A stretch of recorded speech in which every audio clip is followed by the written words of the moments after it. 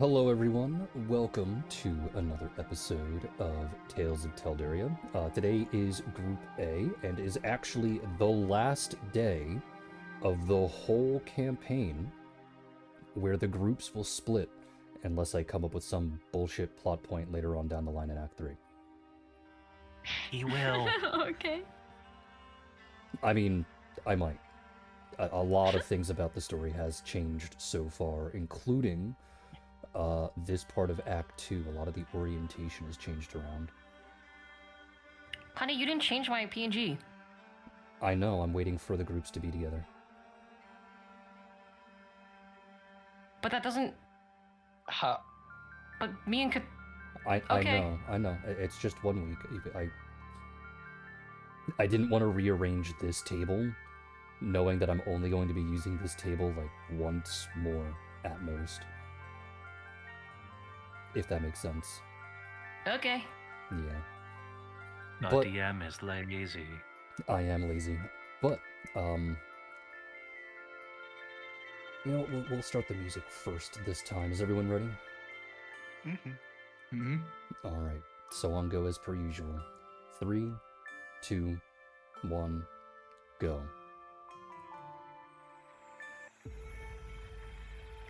So, RNGesus has chosen Sammy to suffer today and detail what happened last session. That's a first. I know, considering what happened last session. Last session, we finally managed to accompany Guava back to the orphanage, to her, let's call it, home, quote unquote, where we were caught up in some old world, old god magic shenaniganery bullshit.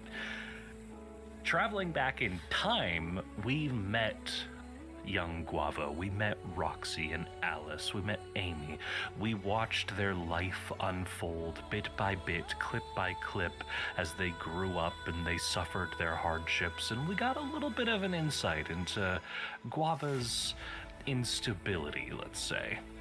And after fighting through it, learning the rules, learning the ins and outs and the intricacies, we eventually made our way to the last of the loops, where we saved Roxy from some kind of fucking ring-ass looking demon ass. And we teamed up with Amy to save Guava, only to discover that the whole thing had basically been preordained. Roxy walked back into the fire, and everything was gone.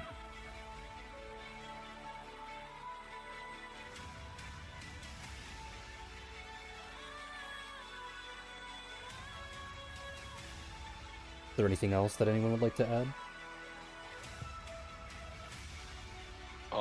Yes, we did actually go out and acquire hard evidence of the misdeeds done to the children in this orphanage. We didn't get a lot, but we did get enough to prove that shit happened there. To which I believe Mesa is currently holding on to. Yes. I believe Yes. so. Is there anything else that anyone would like to add?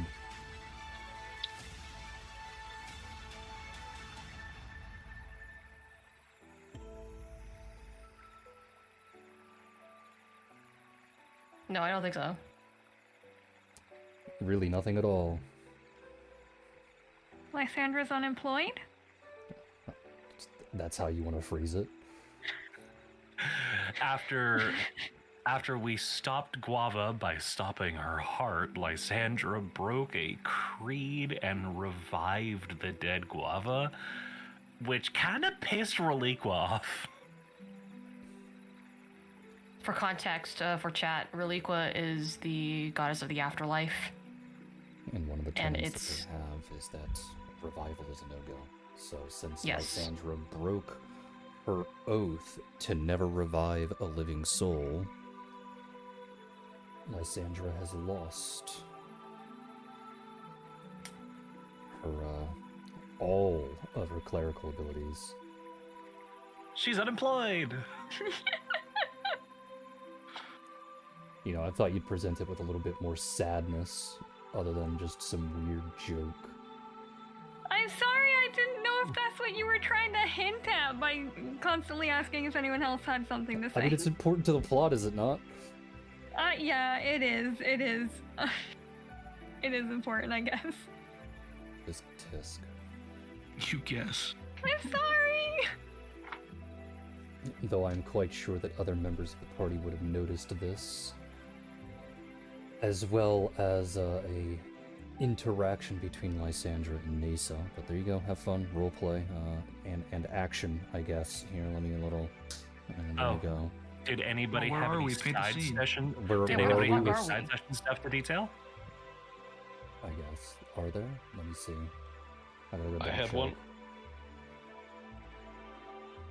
Did you have one? Sammy Yeah. and Guava had one. Oh, I was mixing it up with a different week. Quite a lot of side sessions happened, actually. I think... Did Catan have one? I can't remember.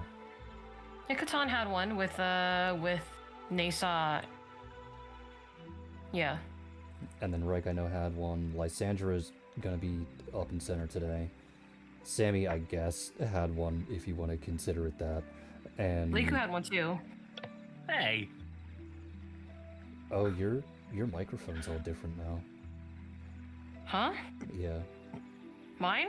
Yeah, I think the Discord update fucked with your settings. You might have to reset your PC. Okay, alright. Or at least double check the Discord settings to make sure that the microphone. Let me go through the steps. Yeah. Why did it just suddenly sound different to you? That's what I'm confused about. It sounds like it's very loud and tinny. Like it's not actually going through your microphone. It's going through the default. Now I check my Discord, and nope, it is going through the actual one. Oh, then I guess you. That's what it says so here. I guess you just need to reset your PC. That's okay though. Do you want me to do that right now? Yeah, go ahead. Okay. And then Rosin, you had a side session as well. Mm-hmm. And I guess Leiku technically had two, but the other one was just a little late. But I'll detail the other one since it was very short and very small. Leiku spent a little bit of time with her husband Kane before you guys actually left for Dragonport.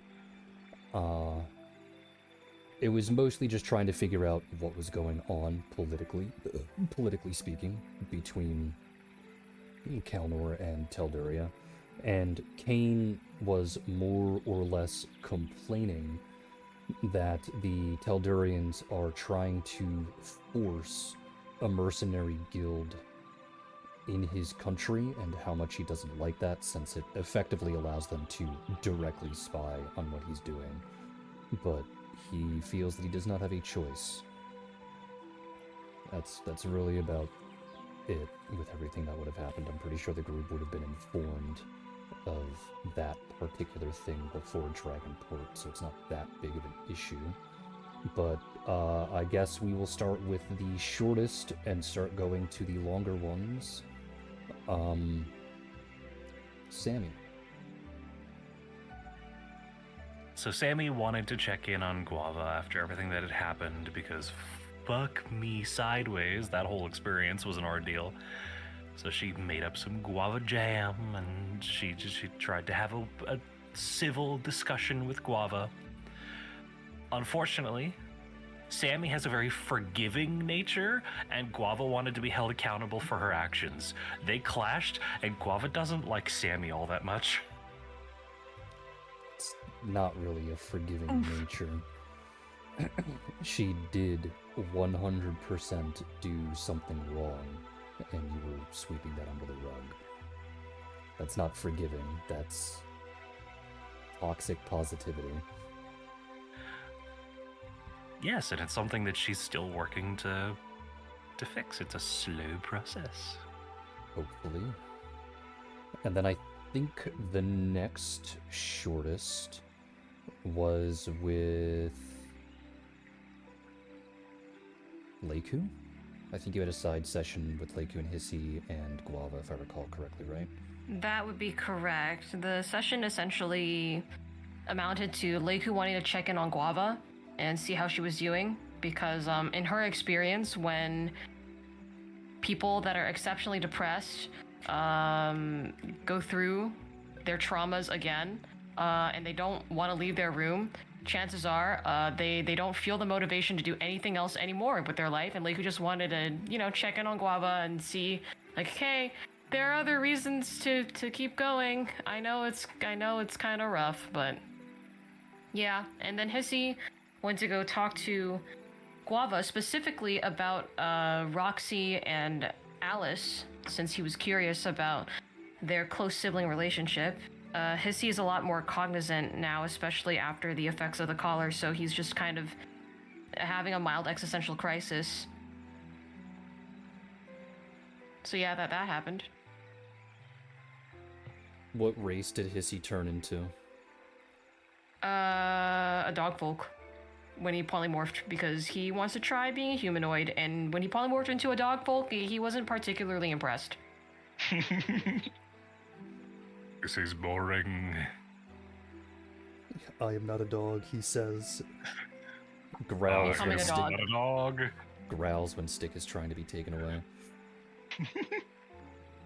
Alright, I think the next longest is actually Rosin's, because I know Catan went through a couple of people, and Reich's was actually very long. Alright, well, like many members of the party, Rosin also wanted to make sure Guava was doing okay. He decided to give her some space for a bit before approaching her to just try and go out and do something. So they just went to the beach, fished a bit, had some food, and several very close heart-to-hearts. And Rosin has convinced her to teach him how to play music like she does, and sort of a new band, I suppose. So now Rosin is playing on Alice's violin rather than his.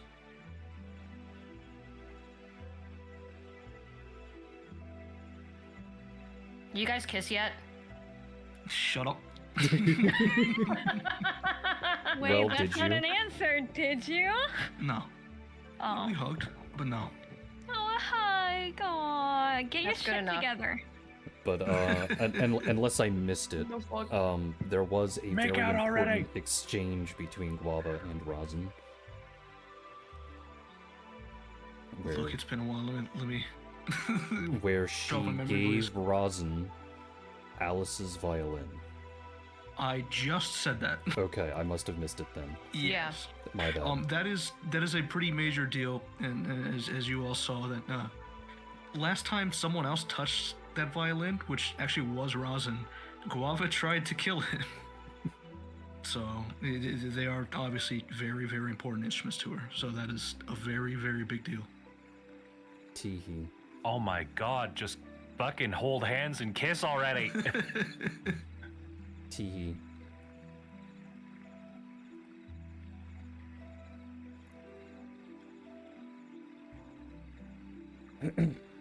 But,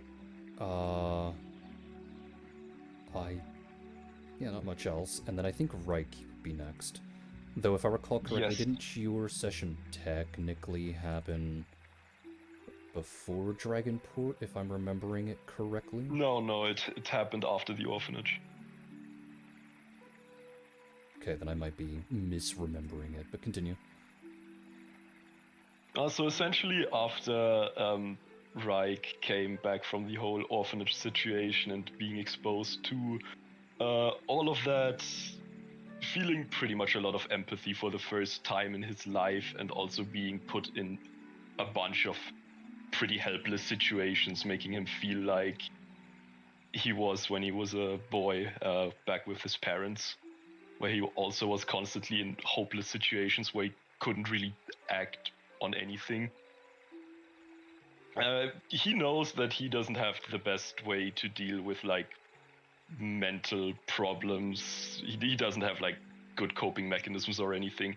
So he did the reasonable thing and went to go to NASA for a bit of therapy, I guess you could call it, where he talked to her a lot. He asked her about the meaning of all this, if what they did here mattered, and she she reassured him. She said, yes, it did matter. They saved a life after all. Even though most of the time they couldn't do anything. Guava seemed to have been helped by it, and they saved Roxy's life in the end, which kind of put him more at ease. He's no longer extremely upset at everything that happened, and he's more content that his suffering and him seeing other people suffer was actually helping someone, did some good. He talked to her a bit about the gods' perspectives, especially Ione and Reliqua, and how Nasa sees her service to Ione, which is kind of strange to him, and he's not really sure if the gods are doing the sensible or right thing by basically never interfering with human affairs. But he learned a lot of things from her in that exchange. And then he decided to go over to Guava to basically apologize for having to attempt to kill her to stop the old god summoning. To which she basically just told him, yeah, okay, so what? You did what you had to do.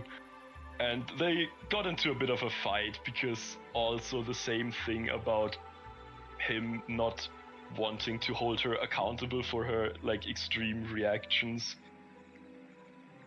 Where he basically said, yeah, sure, it was completely understandable what you did. I would have probably also reacted the same in your stead. And we couldn't do anything anyways, so basically he relented on not blaming her, but he also said, okay, if she wants to blame herself for the bad she did, she also has to accept the praise for the good she did, which she also refused. And then they got into a talk about music where he didn't understand some stuff and pissed her off again. Teehee. Teehee. The equivalent of, hey, can I have free art? No. Can you tell me when you're doing a raffle so that I can get free art? Okay, but she said it really weird. It was genuinely not understandable to me. That was more of a player defect than a character defect. True, but we left it in anyways. So yeah, that's pretty much what happened. Though I do find it amusing that two players, are incapable of condemning someone despite agreeing and understanding why they did it. What? Is the other person me? Apparently there are 3 people who cannot do The that. person was Sammy. Damn it, I called myself out! Shit! To be fair, with Sammy, it's a deliberate thing. It's something that she's trying to get over because it's something that's ingrained into her. She's learning.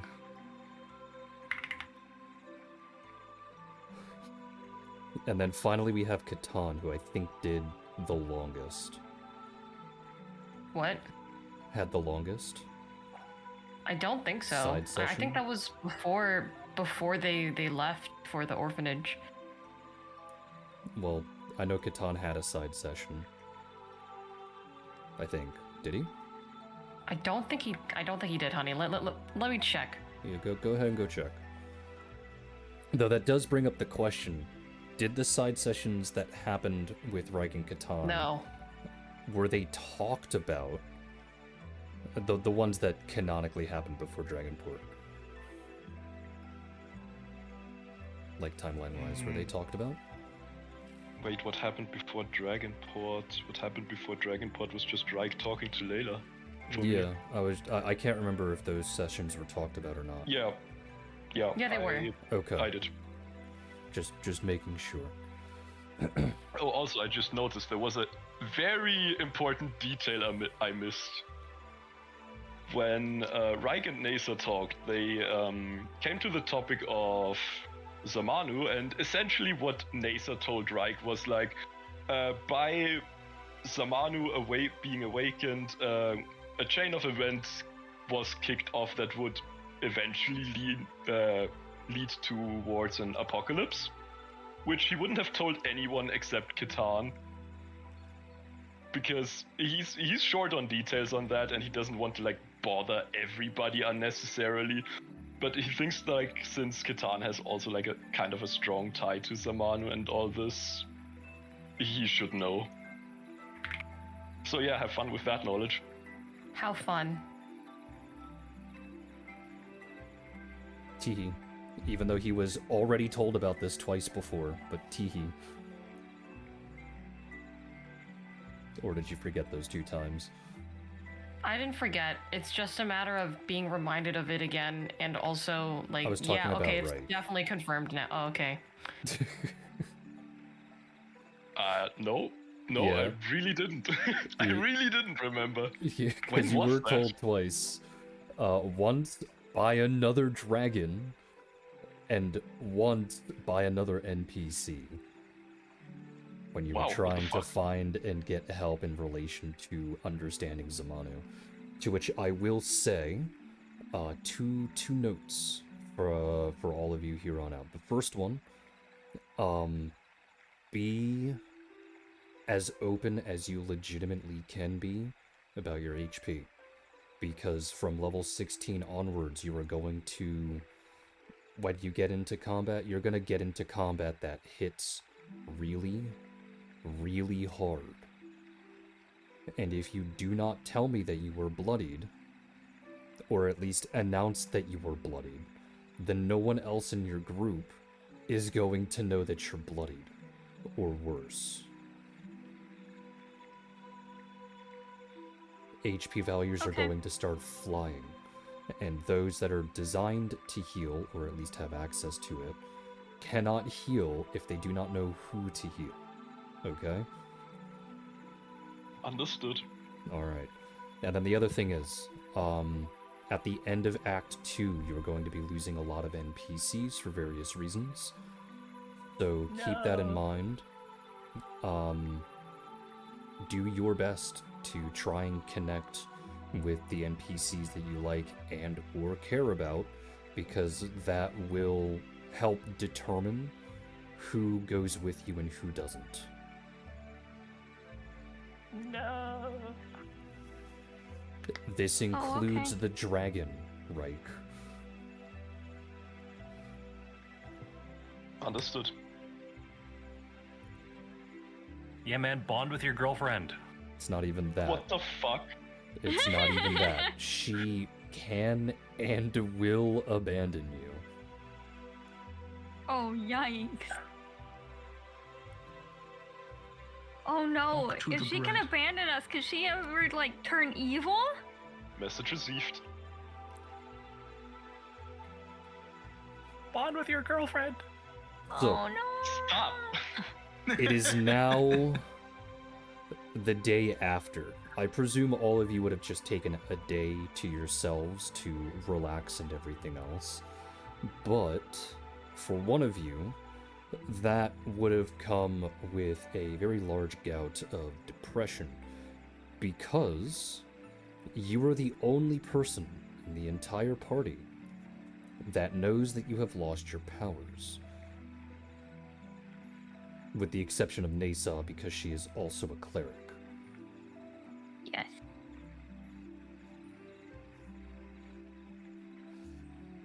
So, what is it that you're gonna do?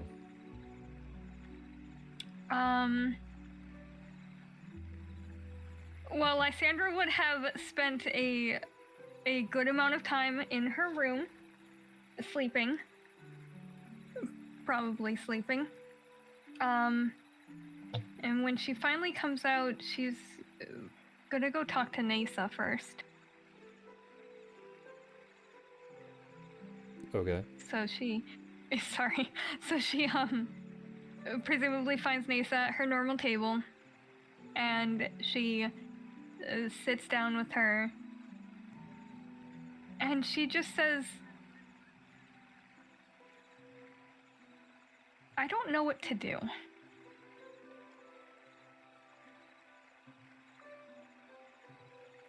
She just approaches Nasa and says, I don't know what to do.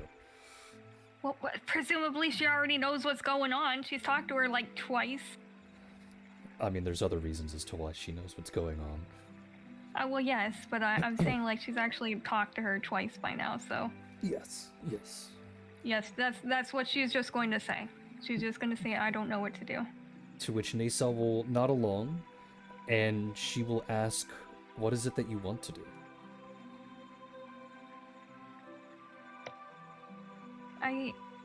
I don't really know, cause I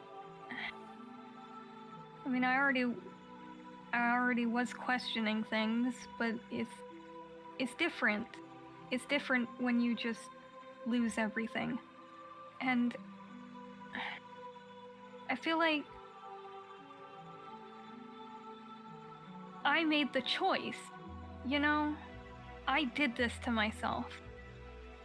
But I couldn't not make the choice that I did. And why couldn't you? I couldn't let Guava die. I couldn't do that. Are you sure that's the only reason as to why? Lysandra kind of just sits there and thinks about the question.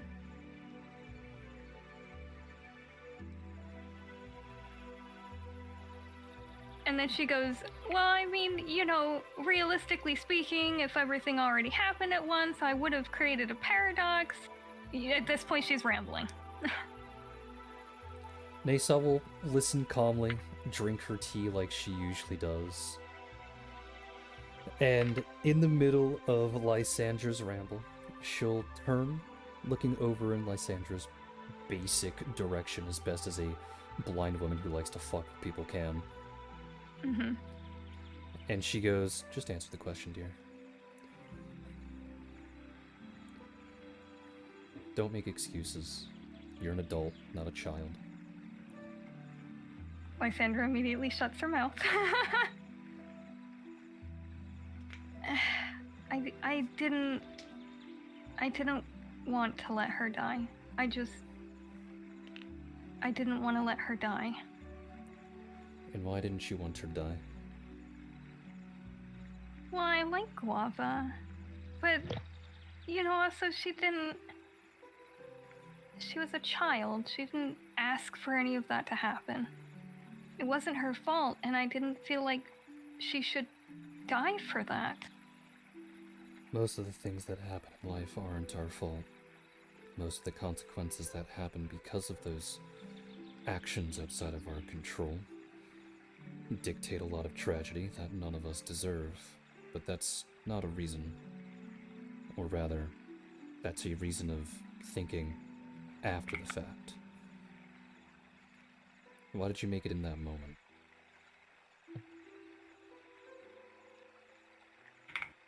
Lysandra stays quiet again. I just felt like it was what I needed to do. I didn't think about it, I just did it. If that's your answer, then things are a little bit more concerning than they should be. You had no heart, you had no feelings, it's just an action that you did reflexively, just because someone in front of you was dead, despite all of the learning and all of the teachings that you've had.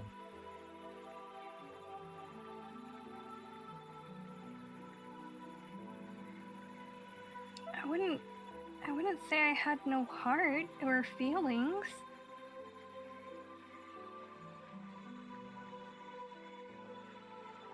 I don't think I had no heart or feelings. I didn't want to see someone die again. You're running around in circles now. I'm trying. I don't think I'm getting what I want to say across here. Then respond to what she's saying and not what you think she's saying. But I just did.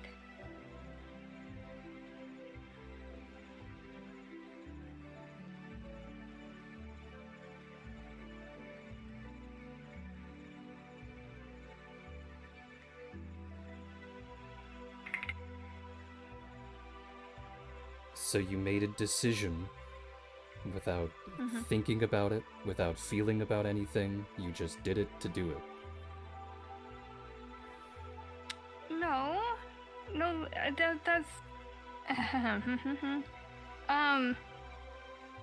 that's what I was just trying to say. Like Sandra did feel things like that. She's trying to tell her, hey, no, I did.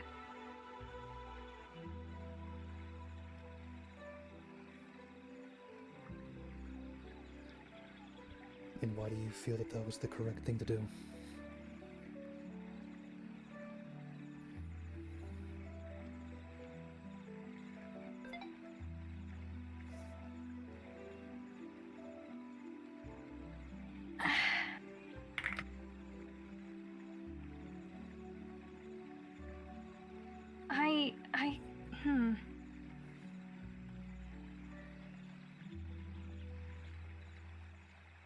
I know it. I know that I'm not supposed to revive people. I know well enough by now, and she kind of looks down at her own hands.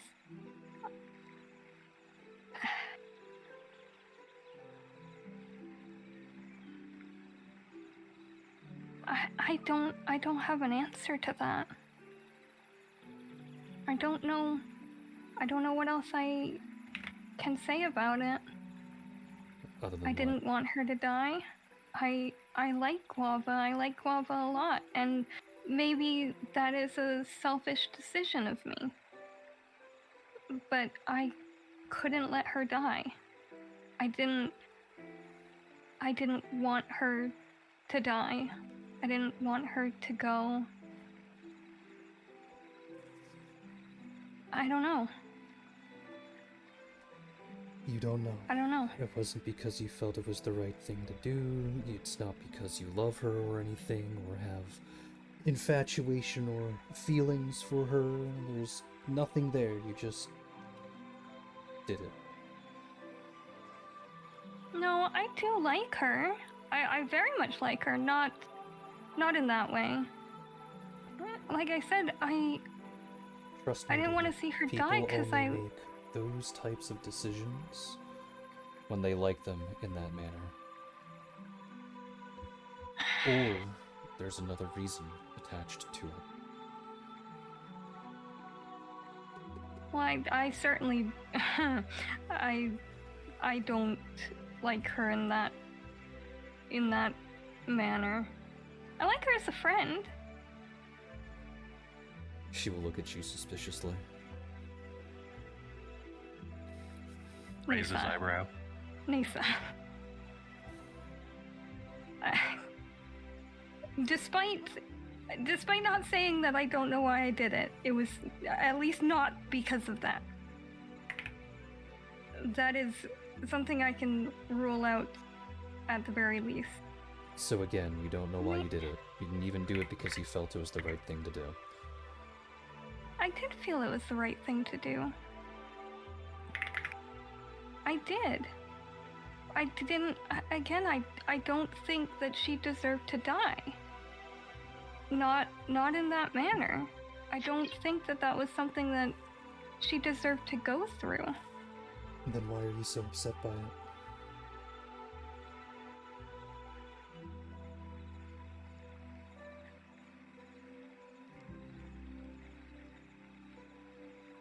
I wonder if I made the right decision. If you feel that you made the right decision because it was the right thing to do, then why are you so upset?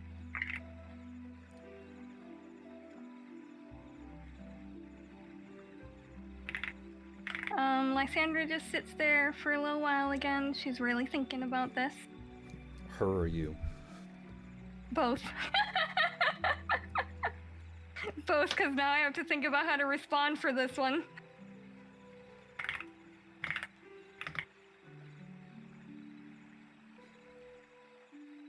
I suppose because I lost everything. And that's not what bothers me. It's more that I went against everything I was taught. And I don't regret it. But you know, maybe my family isn't gonna look at me the same way. And I think that upsets me. Nisa finishes the last of her tea again, and she goes, you know, in Ethel, it's hardly custom to ever interact with outsiders.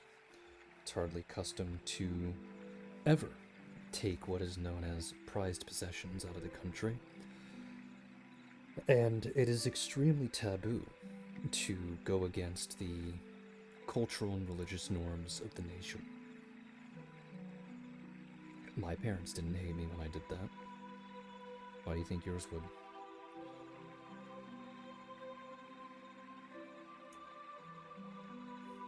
Well, I suppose because I was raised like this. My mother, you know, she's very devout. And I did the one thing we aren't supposed to do.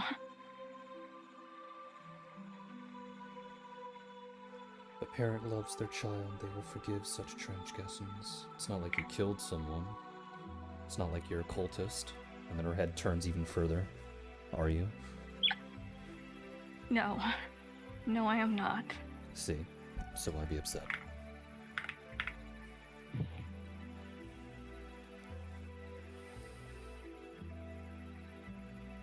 Nasa, do you think you would have done the same thing? I am a cleric of Ioni. It is my duty. I meant if you were not a cleric of Ione. Unfortunately, I can't answer that question. Because even since I was a little girl, that's what I wanted to be.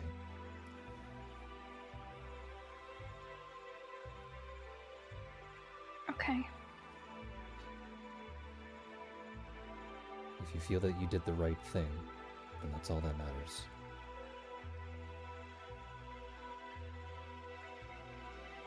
Okay. Thank you, Nasa. Run along now. I'm sure your friends miss you. Including that rabbit that you definitely don't have a crush on. Lysandra just gives Nasa a really long-ass stare. Nasa having an I know what you are moment. It's not even that. It's just Nasa loves teasing everyone because it's her favorite thing to do. Lysandra does get up and she starts walking away, and then she turns back and she says, "Thank you, Nasa. I mean it." You don't need to thank me. Maybe where we're going will help you. I should be thanking you for coming along with us to protect us. Well, you know, maybe a little less protection now with the way I am, but I can still hit something, so she kind of Everything that you smiles. can do magically, I can do magically. Everything you can do physically, I cannot. So, you're still here and you're still useful. Don't let anyone else tell you otherwise. Except for maybe Guava, since you have a crush on her. Lysandra looked like she was brightening up, and then her face just looks like she has a lemon stuck in it again at the guava comment. To which Nasa will Okay. simply giggle like a grandmother. All right, Lysandra's gonna go wander off. Wander off. Where's she gonna go? Probably gonna go find the group.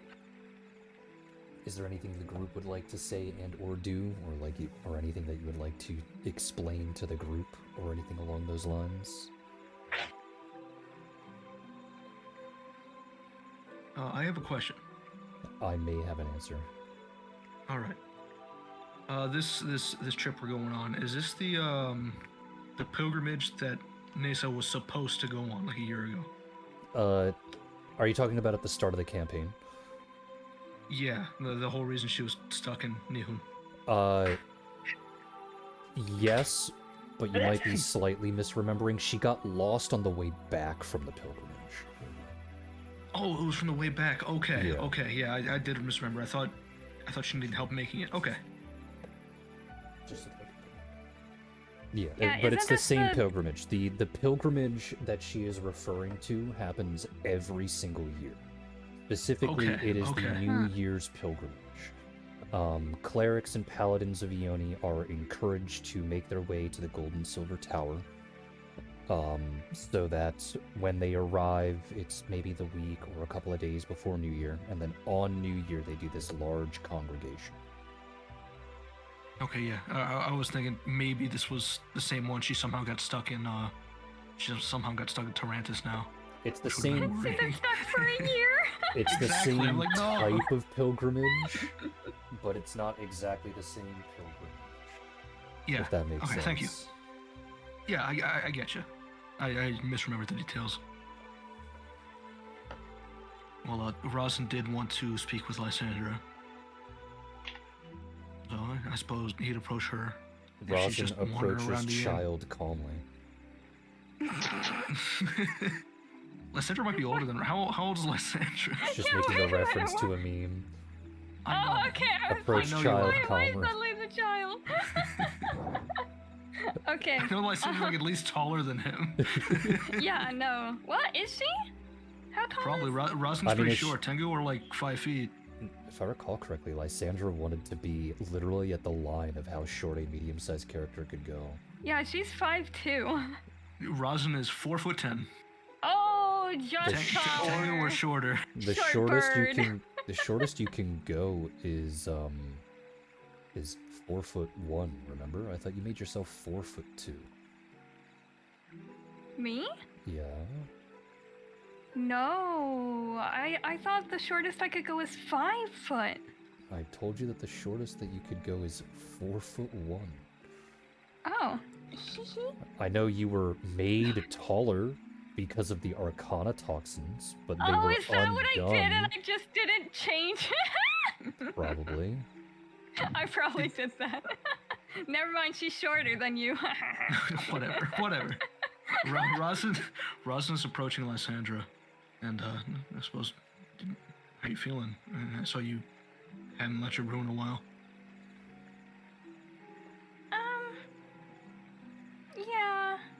Yeah, I didn't. And I have a lot to think about. That's all. About a Like certain what? rabbit. Jesus Christ. Y'all. Shit, I can't stop laughing now. Damn it. Well, you see,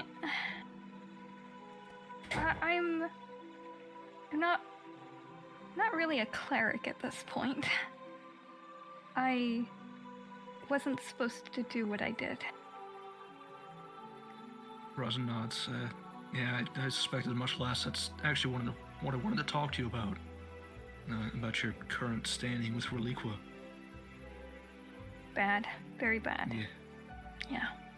Well, on to brass tacks, I suppose. Do you plan on mending that? Well, that's what I have to think about. I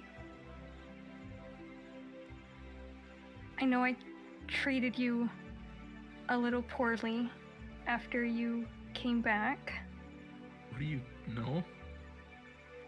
I mean, I gave you a bad side eye a couple times. You looked at me strange, and that was the end of it. You've still been a pretty faithful part of the crew otherwise. Technically, she also ignored you for 2 days. Did she? I didn't remember that part. Yeah. Oh. Lysandra ignored Rosin for like 2 Okay. days and To be kept giving him fair- really mean side eyes. To be fair, I don't think Rosin would have noticed since that was like a week vacation from...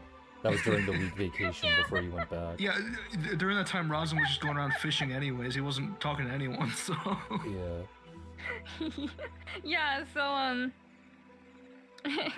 Lysandra just shakes her head and goes, No, I treated you badly. But the thing is, it wasn't because I wanted you to stay dead.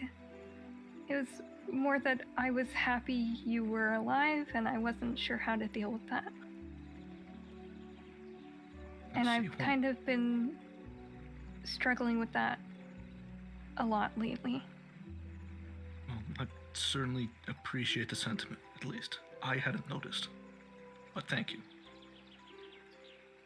I actually wanted to ask you this in regards to Guava. Do you remember the discussion we had back in Kelnor? Yes, to go to where the dragons are.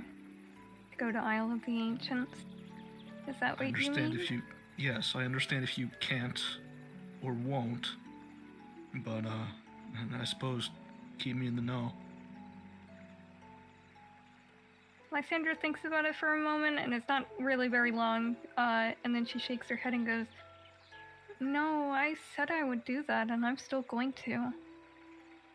Unless it might affect things, in which case maybe it would be better if I stay away, but, we won't really know until we get to that point, I suppose." Regardless of your standing with Reliqua, you're also the only one here who would know that more than any of us. So you would have to come along if that is still something you're willing to do. If not, though, I do understand. No, I want to. I still want to. I didn't do all of this for Guava just to leave at the very end of it, you know what I mean?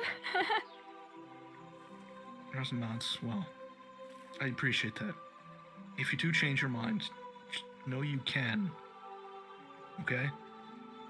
Thank you, Robson. She gives him a little smile. Yeah, a little, because she's 4'2". Jesus Christ. It's strange. You shrank, like, the moment I touch your shoulder, you just, Yeah, just... I love seeing the love rivals bonding. Oh my god, where did we get this? Hold on, where did this even come from? All of this is Sammy. Every single time this comes up, it's Sammy. No, wait, Shane started this one this time. The dragon is your girlfriend. Kiss Guava. You are a rifle. I live to shit disturb. Oh my god. Right. Well, Razm will give a nod, and I suppose be on his way to do whatever else. Pretty sure there's not much else for the group to do at this point, yeah. Because I don't think Catan Sammy and wanted to Leiku talk to would... Lysandra. Yeah, because I don't think Catan would notice. I don't know if Leiku would really be focusing on that right now. Sammy's too pregnant. And...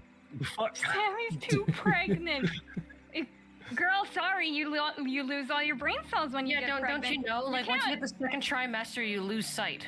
Yeah, you can't look at anyone, you can't think about anyone. You just baby. It's because Sammy is baby. 2.5 feet tall right now. It's just an orb with legs. Orb with legs.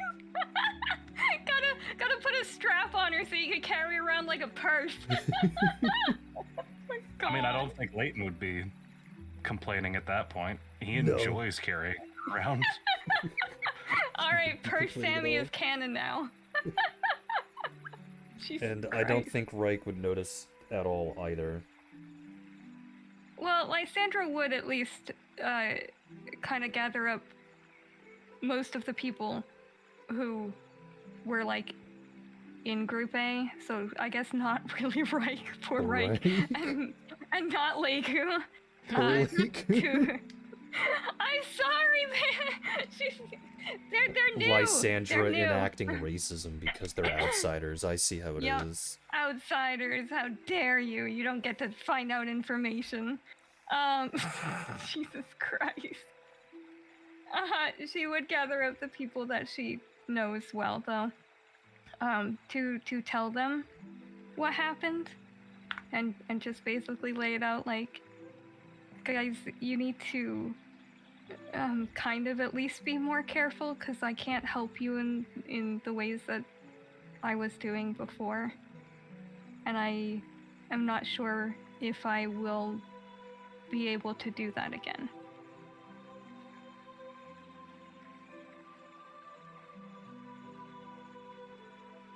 Your niece is traveling with us, isn't she? Yes, she is. Yeah. So yeah. Okay, well, there's Nasa. In that regard, Yeah. Your position's been filled, I suppose. There's still a lot of other things you're good for, though. Yeah, I can swing my little What the morning fuck? star. What? What? There are other things you're good for. The fuck? That was an What? innocuous statement. You just got porn brain. I wasn't even thinking about that. I was thinking that it sounded like an insult. Oh, You have here is porn porn brain now. It's Shameless, though. He was the Yeah, one. Shameless is the one No. with porn brain. Rosin, Oh, y'all. it was kind of an insult. It was a teasing insult, though. I hope it would be clear that Rosin. Yes, elves make very good additions to parties. Yeah, this is not an elf though. Huh. She looks like an elf. She's got them pointy ears. Oh my god, now who's You've been a knife being here this whole racist? time.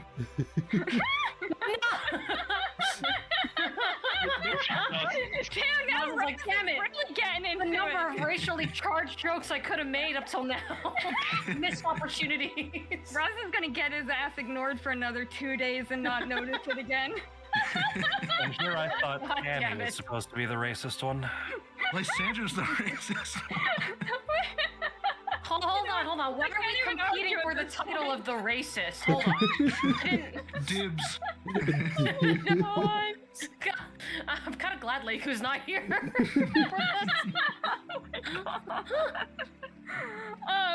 No, it was. You were correct, Sin. It was an insult, but it was a teasing insult. I hope that Lysandra would pick up that it was good-natured.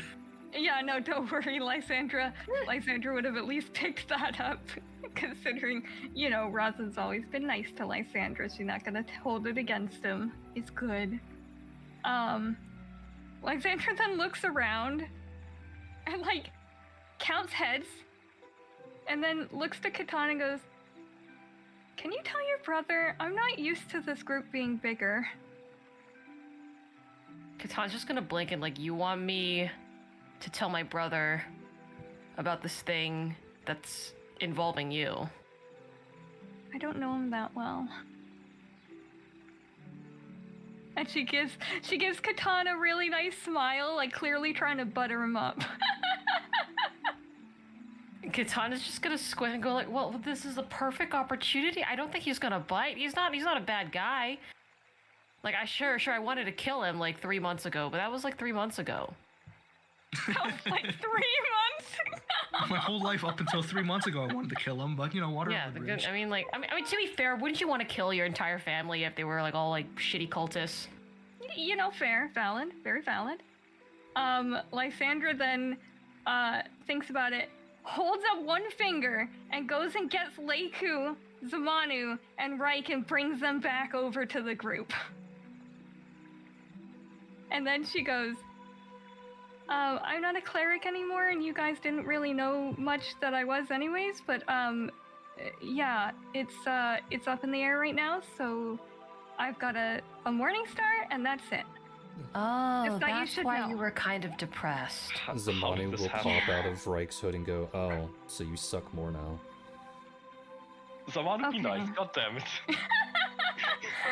Can you control your daughter Lysandra's thing? at the little dragon and goes, I mean, I still She's do more clearly than having you a hard right time now. right now. Okay, and you please stop insulting Zamanu, goddammit, this is not okay. Look, she deserved it! Zamanu will look at She Reich. doesn't know any better. Zamanu will look at Reich and go, "I hope you're not gonna try and wife this one." Uh, Oh my god. Guys, we're hurting wasn't my Mike's feelings. intention, We but can't okay. insult his girlfriend. Good. She will crawl back into the hood. Anyways, can you tell me how this happened? Why are you not a cleric anymore? I don't think I know too much about your cleric powers.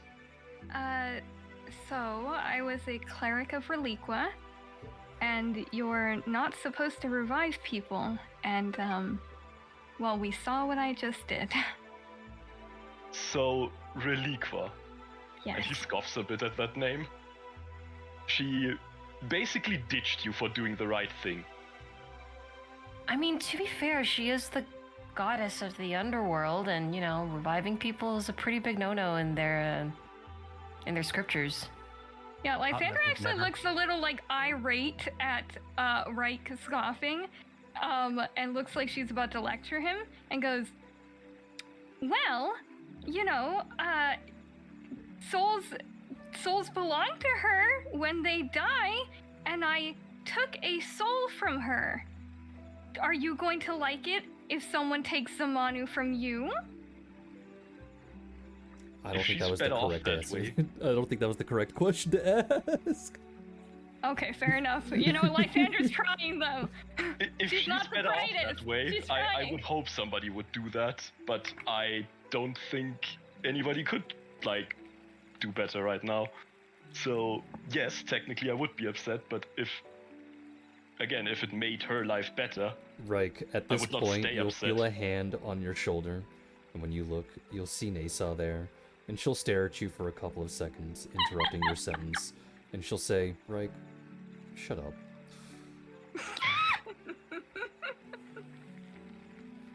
Lysandra just folds her arms like she just won an argument. She will then look Yeah, over Lysandra's towards going, Lysandra, yeah. and she'll look over at Lysandra, and she'll say, you too. Okay, Nisa, I'm sorry. Lake was just like, oh. Lysandra Right. just like puts her head down like a child. She will look back at Reich and say, I know you don't understand the new gods all that well, due to how you were brought up. But even with the old gods, each of them have tenets and rights and laws that need to be followed. It's the same thing for the new gods. They will clash. Many you will think are strange or abhorrent, but that is because your morality does not align with theirs. But that doesn't make them good nor bad. It makes them different. Also, be nicer to your dragon.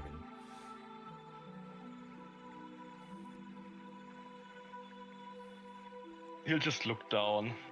Yeah, you're right. I'm sorry. I'm just no.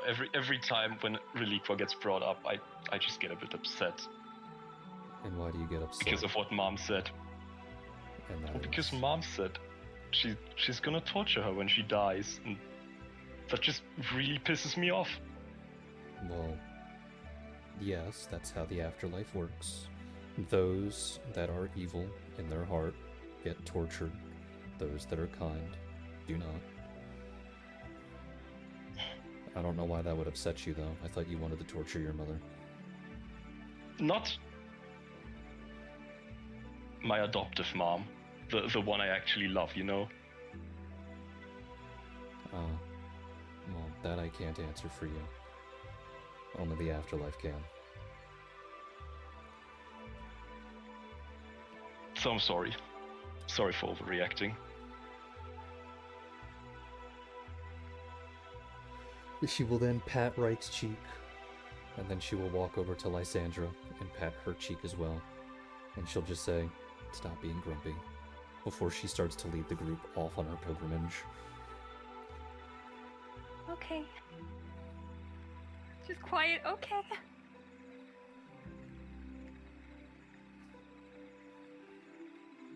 So off you all go, towards the gold and silver tower. Do you guys actually know where it is on the map? Like, player to player? I don't. If I remember a clue. correctly, south of the It is south of the Ashen Wastes, but there is Yes. actually a dot. I know the map isn't technically one-to-one because I'm just using it for the world itself, not so much everything that's inside it. But where the gold and silver towers are located is Last Wall.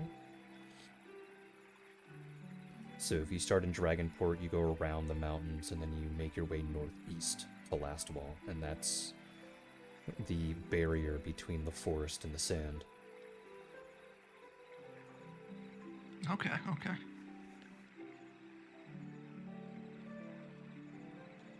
Oh, I see where that is. Yeah. Jawohl. yeah.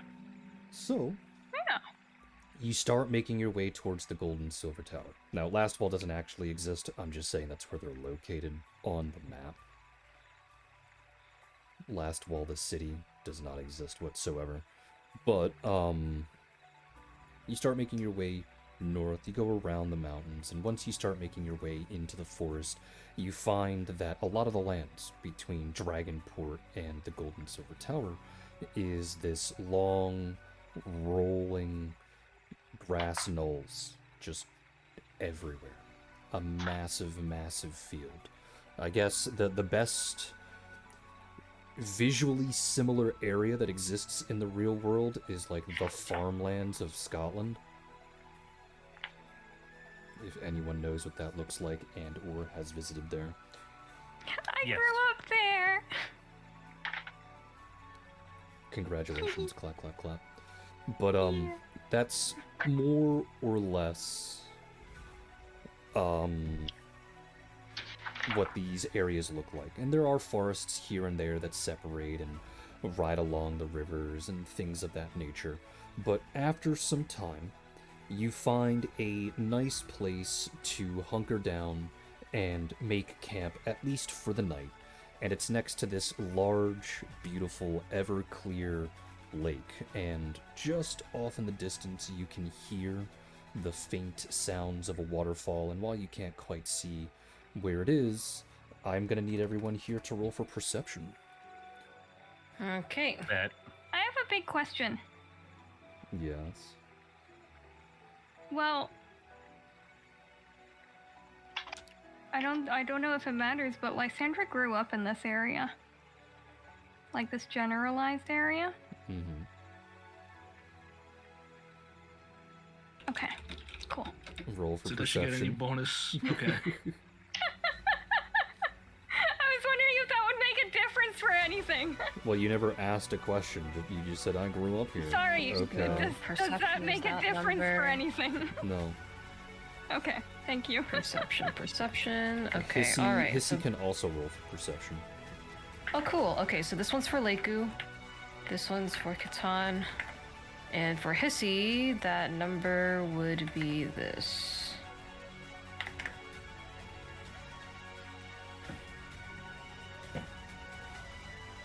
Alrighty. So, as you were setting up your tents and everything else, we'll go off with the highest. We'll go off the highest with Sammy. You exit your tent, which at this point is only about half made, and you start making a ruckus to everyone else to try and get their attention, and it's very clear that you're upset. Because a large portion of your items have just been stolen underneath your nose. guys, our shit's gone. Looks at two thieves in party. Our shit or your shit? All our shit. What do you mean all our shit? I said your shit. My shit. Spreading misinformation. Just straight up lying, I see. I thought you meant like the group's inventory, not just mine. As Sammy starts to make this ruckus, and Rosin makes his declaration towards the two thieves in the group. Declaration. He just looks at them. Are you serious right now? It is at this point. Leiku's just gonna squint. It would be at this point that, you know, Leiku and Reich, obviously being insulted, they start to turn out their pockets to prove that they didn't steal anything. And in the midst of doing this, you find that a good portion of your shit is also gone. Oh, great. No, I just got this gun. Alright, well, let's look around for any footprints that aren't ours, and maybe. Hissy, smell. Nasa, did you detect anyone else near us? She focuses for a moment and slowly shakes her head, but she then turns and motions in a direction, I'll say west of the group since it doesn't really matter, and she says, well, I can't see some of the grass over there, so maybe the lack of something means something is there. To which all of you can once again roll for perception, including Hissy. Okay. Oh, 2 6s in a row. So that means it is this for Leiku, this for Catan, and then this for Hissy. A lot of 6s today. Yeah.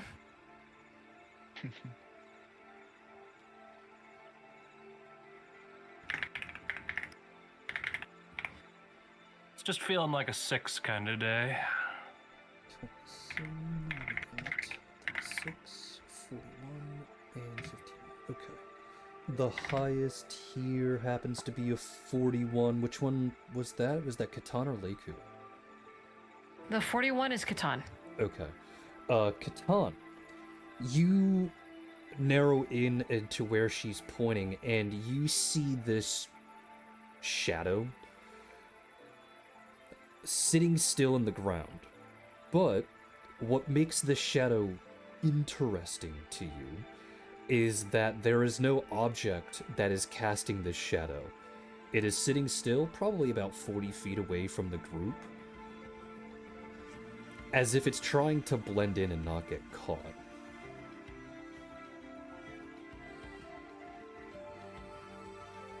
So this is just a shadow.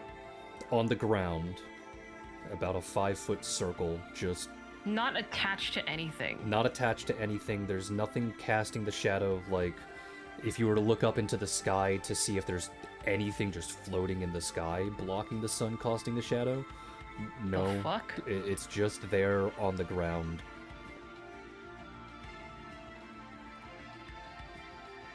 Well, Catan doesn't want to say anything to alert it, so Catan's just going to look over at Reich and just kind of silently, with his eyes, gesture towards the shadow on the ground, and in doing so, trying to prepare the both of them to essentially jump it.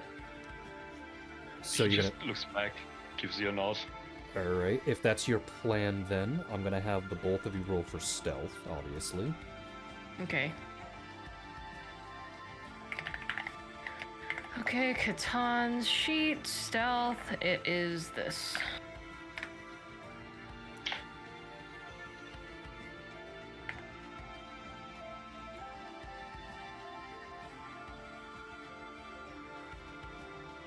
Alright, so 42 and 36. So both of you sneak close to this particular shadow. And I presume you're gonna just try and jump it, or are you gonna do... What are you planning to do once you get close? Well, the only thing we can do is really try and attack it, because, like, I don't even know if this is, like, a genuine creature or if it's, like, magical, but there's really no way for us to tell. Not until we try and engage it. But Catan doesn't want to, like, alert the party, because if he does, then there's a chance that he could alert the creature, so... Alright. Well, the both of you approach, and the moment that you get close enough, the shadow immediately moves, to which the both of you can go ahead and roll for perception. Okay.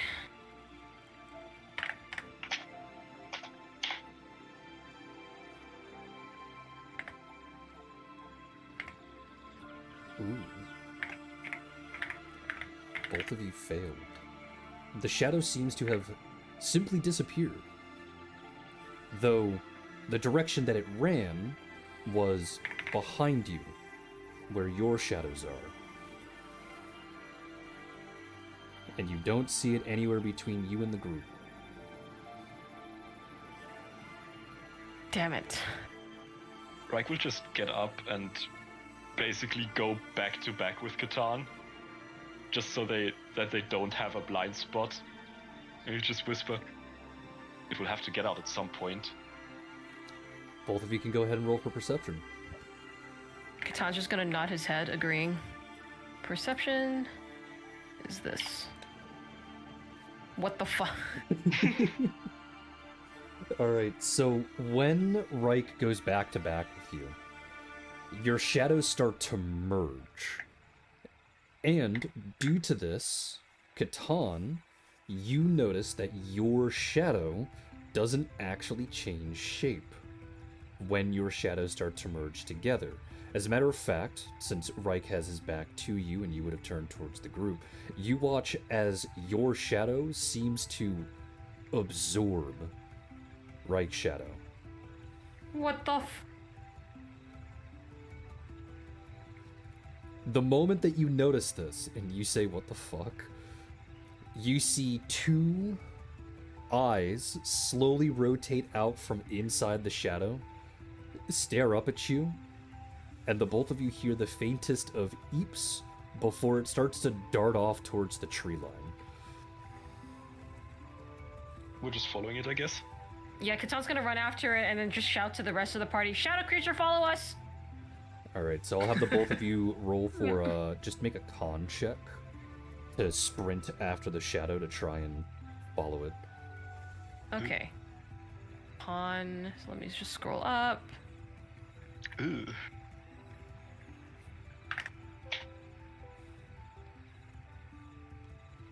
I mean, you both rolled really well. Yay! Surprisingly. Alright, so you both sprint off after the shadow.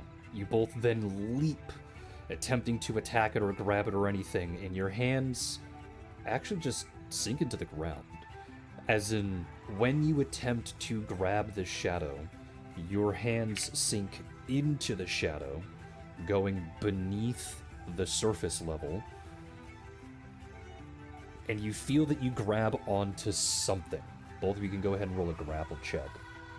What the fuck is... What's that? CM bonus? Yes, CM bonus. Yeah, CM bonus.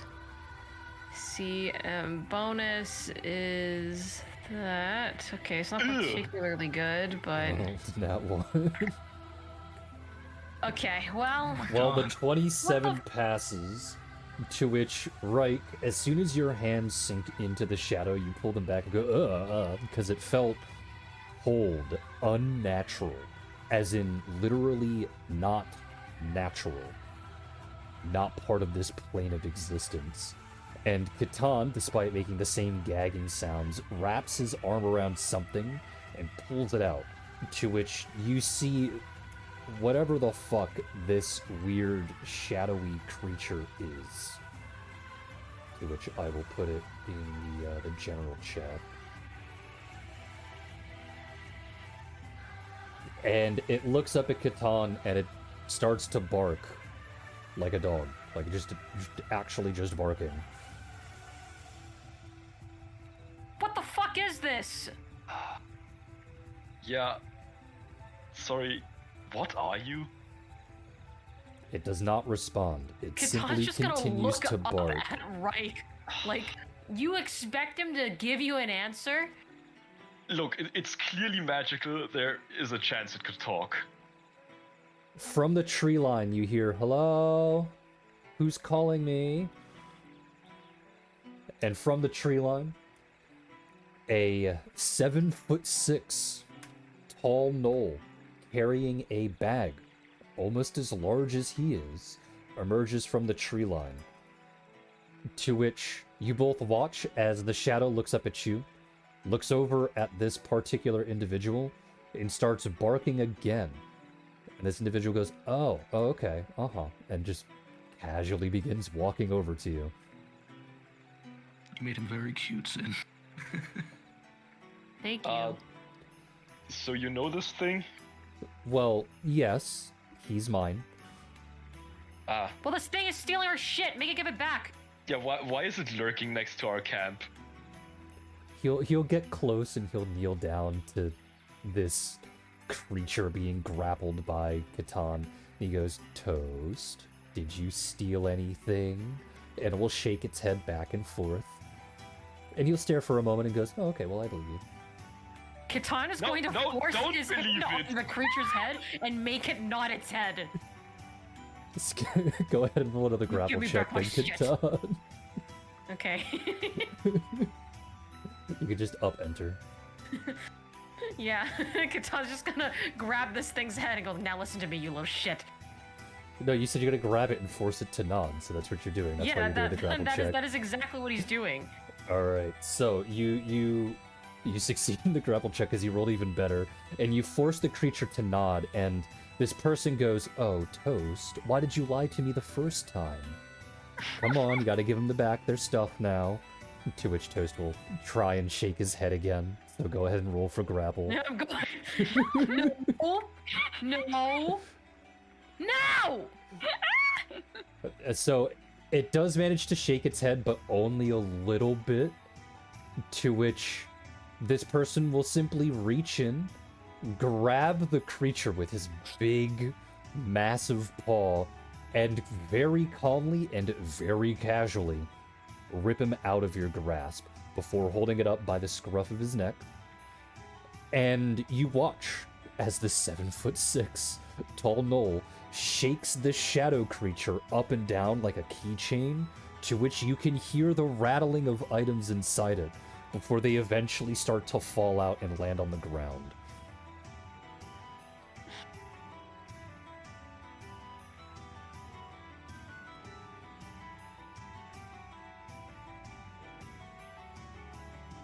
Well, thank you for getting us our things back. Does this happen often? You said that you steal again. Is this a frequent occurrence? He thinks for a moment and goes, yeah, he's a bit of a butthole, and he'll hold it up, and Toast will index finger point with his two paws bashfully back and forth as if he's 100% innocent.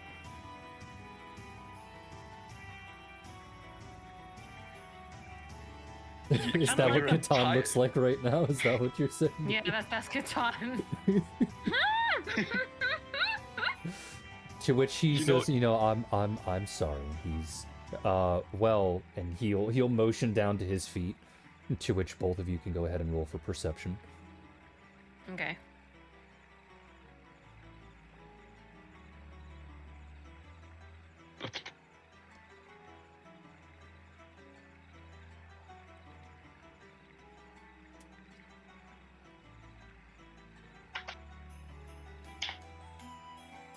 Nice.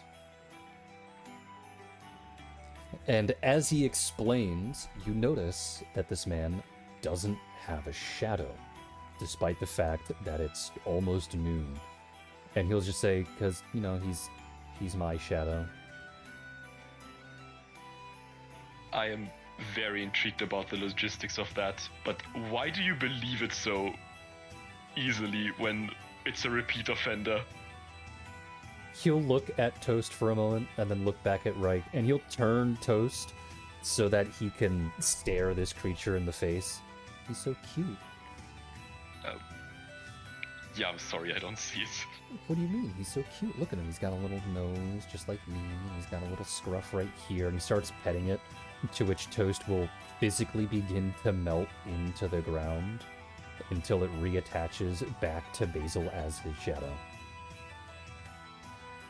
Oh, I already said his name, but womp womp. You don't know his name, shut up. Anyways, I don't think we have introduced ourselves yet. I'm Right, nice to meet you. Oh, hello, I am Basil, but you can call me... No, I don't think I can do that. What do you mean? That's my name. I think I'm physically incapable of doing that. You can't bark. My mom was a cat. So, my best friend's a cat. She can bark. I think she's lying to you. Like your shadow. He thinks for a moment. Nah, she can't. And he starts to walk away. Catan is like squinting at this shadow before he hears the name Basil, and his ears perk up, and he goes, Basil? As in Basil... Kalnorian Basil? And he stops in his tracks for a moment, and he backs up, and he goes, yeah? What's up? Catan opens his mouth to speak before he pauses, glancing over at that shadow, and he goes, okay, I'm probably going to interrogate you as to why you have a thieving shadow as a Kelnorian, but I think I need to speak to you about my Royal Guard training, and also you need to be in the court. His eyes light up for a moment, going, oh, another Kelnorian, and he'll almost stalk his way over to Catan. What the fuck? And Catan, you'll freeze in place for a moment, since this person is almost twice your size. And when he gets close, a single hand will reach behind you and lightly pinch the scruff of your neck. And your body goes limp the way that cats do. But he holds you up very casually, and he starts messing around with your fur, running his finger through everything. He goes, oh, so this is what they look like now. I think this is what violation feels like. Sorry, can you put my brother down? I don't think he likes that a lot. Well, hold on. And he'll continue to explore Catan for about 5 more seconds. And he goes, all right. And then he'll pick Catan up in a sideways fashion with one arm wrapped around the underside of Catan's shoulders and the other one wrapped around his waist. And Reich, you'll watch as Basil twists his body and pulls his arms, and a massive series of cracks will echo throughout this entire area, loud enough to cause a couple of birds to fly away from a nearby tree. And then he sets down Catan, and Catan, you feel several inches taller and several 100 pounds lighter.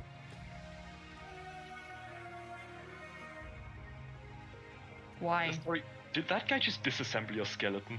I'm so confused. I think he's a chiropractor because I'm still alive. I'm actually I'm not sure he's He licensed. smiles wide. You're actually what? I'm actually a masseuse, and he smiles wide.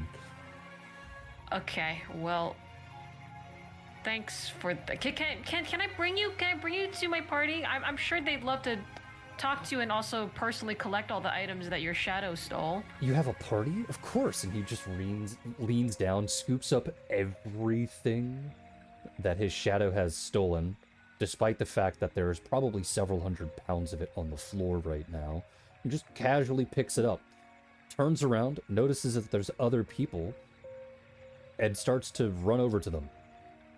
Catan's going to slowly walk back, but like right next to Reich, and go like, hey man, do you know that this guy's actually a part of the Kelnorian Royal Guard? Can you believe it? No, I don't. And how the hell does a guy this trusting, this naive, go to the guard? I don't know. I have a feeling I need to talk to Layton about this. I'm uncertain. Yeah, no, I understand your misgivings. By the time you Well, two at are, least- by the time you two are done with your conversation, Basil will be with the rest of the group. Continue.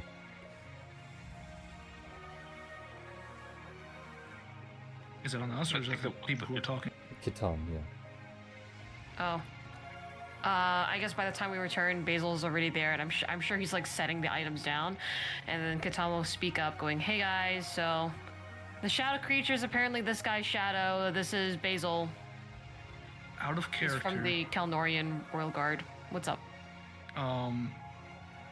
Did Kane tell everyone about Basil and Kissy, or was that just to Reich and Catan? It would have been actually to Catan and Leiku. Oh, okay. Yeah. To which Leiku will just smile and wave. And Catan didn't share this information with anyone? It wasn't considered No, because like all that important because Okay. what Kane told Catan was, hey, I'm training you to be a part of the Royal Guard. Your first teacher is going to be Layton, but once you're done with that, I'm going to have Basil and another character by the name of Felicity train him, but he doesn't know where those two are, since they were both on vacation at that time. Okay. He then would have told the same thing to Leiku, that Layton is going to be her direct bodyguard until Catan is trained, and that he is, again, just looking for 2 other trainers because they are important, but they were on vacation at the time. He knows where Felicity is. He doesn't know where Basil is. Okay, I remember the conversation. I just forgot who it was directed toward. Yeah. It was just like, oh, look out for this person. So it wasn't particularly important. Yeah. So when Basil gets to the rest of the group, he starts setting his stuff down, and he'll stare at everyone, with the exception of Catan and Reich, as they're still a little bit behind.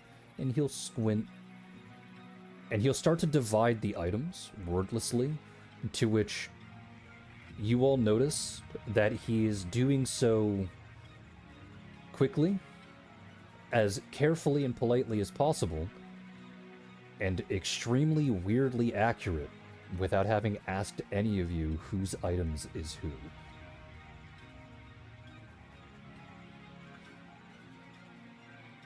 Basil, you don't really compose yourself like a thief.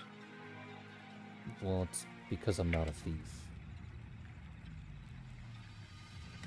So, what was this? He looks down. I guess your stuff? Why did you take it? But I didn't take it. Then how'd you get it?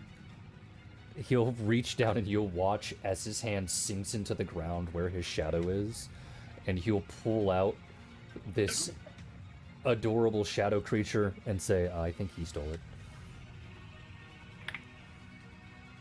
Is he a friend of yours? I'm very confused, Basil. He looks back, and then looks back at Rosin. He's my dog. Well, all right Okay. Why did your dog take our things? Well, that's because my dog's a little thief. And then he turns around and he's like, but that's okay, because look at him, he's so cute. And he starts rubbing his chin.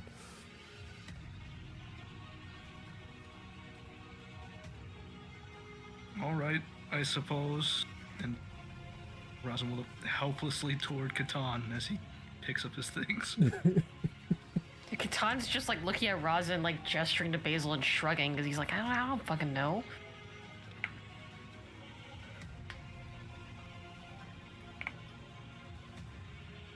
Is anyone else going to say anything? Leiku is going to go pick up her things and thank Basil and introduce herself. Hello, my name is Leiku. And he'll give a polite bow, very reminiscent of the Kalnorian military, and he goes, hello, I am Basil, but you can call me Woof! What? What, do you not know how to bark? I mean I do. I only do that for one person. I'm not going to do that for you though. What? He tilts his head, huh? Who? Huh? So you know how to say my name, but you won't say my name? Yes, correct. This is my cat. His name is Hissy, and Hissy will go meow. What a cute Meow. cat. And he will pet Hissy on the top of the head, very dog-like. No, don't do. I am he not a melts. dog. You are also not Hissy. No, it is funny.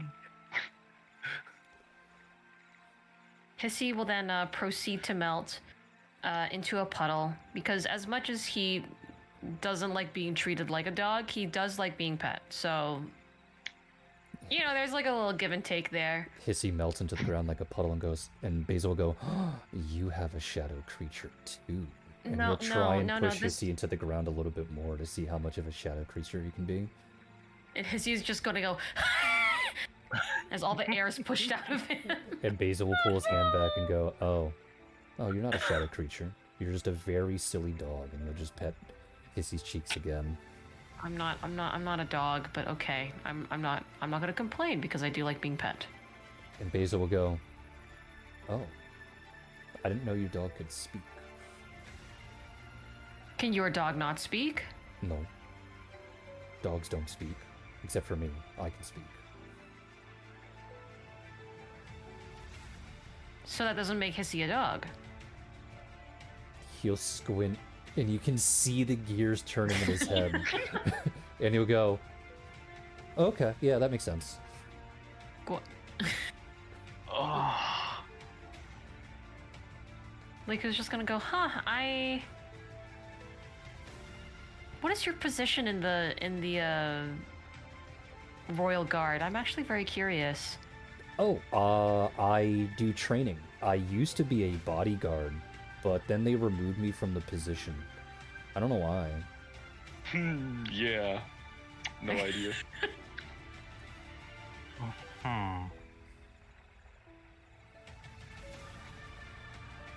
Leiku's go, okay, alright. She turns to Catan like, you have fun with that. Katana's just gonna with flattened ears, just like slowly thumbs up. He's clear. Frank's gonna- He's not very enthused. It'll be at this Frank's gonna point. put his hand on his shoulder. It'll be at this point that Leighton emerges from one of the tents, looks around at the group, and then notices Basil, and he goes, "Hey, it's Basil!" And Basil will turn around and go, "Oh, it's Birdman!" And Leighton will go, "Not my name, but yes." And they'll walk to each other, they'll give each other a brief hug and chat for a bit, and Leighton will start to walk Basil around the camp, first towards Sammy, and Leighton will be like, "So this is my wife." And Basil will look at Leighton and then at Sammy and then lean in, and he'll go, "You're small."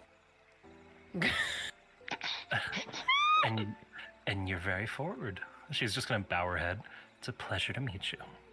And then with a single hand, he will reach down and scoop you up into his palm and hand you off to Leighton.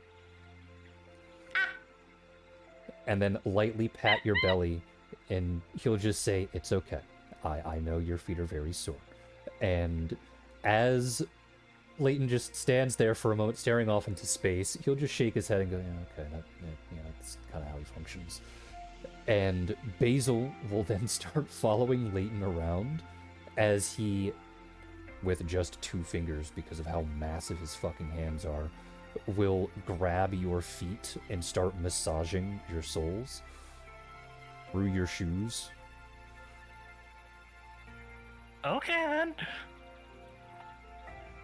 To which Leighton Not will then walk expecting back this. over to Leiku and go on, and in case she didn't introduce herself, that is Leiku Kelnor. And Basil's ears will immediately point further upwards. Kelnor? Yes. You see, the previous king has finally been usurped. Oh. By Cain. Oh. Did you get that, Basil? Uh-huh. What does that mean? I don't know. Basil, that's Cain's wife. And he goes, "Oh, he got Not yet." married." And Leighton will go, "Which means she's now the Queen of Kelnor." And he'll go, Not yet. and he'll immediately rush over to Leiku, and everyone will watch as he opens up the sack that he's carrying, reach in, shoulder deep, and pull out a lawn chair. He'll throw it down onto the ground before very calmly and casually picking up Leiku, daintily laying her on the chair, and he'll say, "I apologize, my queen. I forgot my place for a moment." And he'll reach shoulder deep in again and pull out a massive palm leaf and start not only shading her, but blowing cool air in her general direction. What is happening? What? Shh. And he'll place a finger over her lips. "You are the queen. Just relax." And he'll just continue to do this. I'm not the queen. Ah, yet. I see. Okay, I'm that's how it is. And then he'll reach in again and just pull out a massive bushel of grapes and just shove one into her mouth. Mm. This is very nice of you, And he'll but put another one in her I'm not. mouth. Lake was gonna swallow the grape and then just turn to the rest of the party and go, "Help!" He'll put another one in her mouth. You need help? Basil. And he'll lightly pat Yes. the top of her head and just continue to shade and fan her. And every single time she opens her mouth to say something, inexplicably a grape is put into her mouth. Basil, if that's your queen, you have to listen to our orders. Yeah, she said she's fine. Her Leighton, feet are darling, sore, can her you- belly is sore, her head is about to have a headache, and she's hungry, and she pushes another grape into her mouth. Are you calling her frail?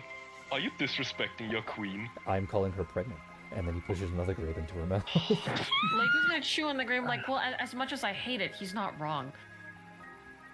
Leighton, darling, can you control him, please? Leighton leans down and goes, "He's twice my size as I'm twice your size. Do you think you can control me?" Do you not have rank? No, he outranks me. No.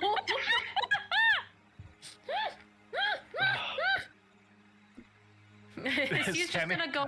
He's just gonna walk up like, okay, and I'm the queen's animal. Oh, you are? And he'll reach in and he'll pull out just a fresh fish and hand it to Hissy. Because he's just gonna sit down and eat, like, oh yeah, this is the life. I don't know why you don't like this. He looks over at Leiku.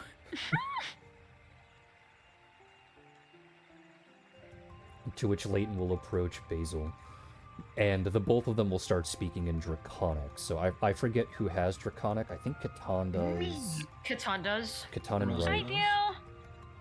Lysandra does. Rosin has it. Okay. Everybody and their mother can speak Draconic Uh, for some Leiku? reason. Apparently. Rosin's a Tengu. He's got a lot of languages. It's just a no. racial thing. Yeah. And what about Leiku?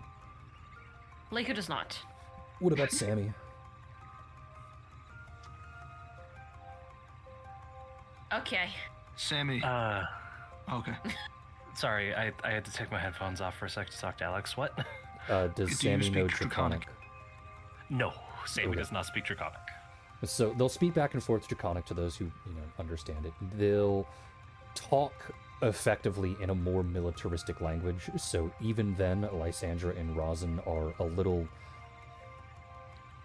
confused as to what they're talking about, even if they can fully understand.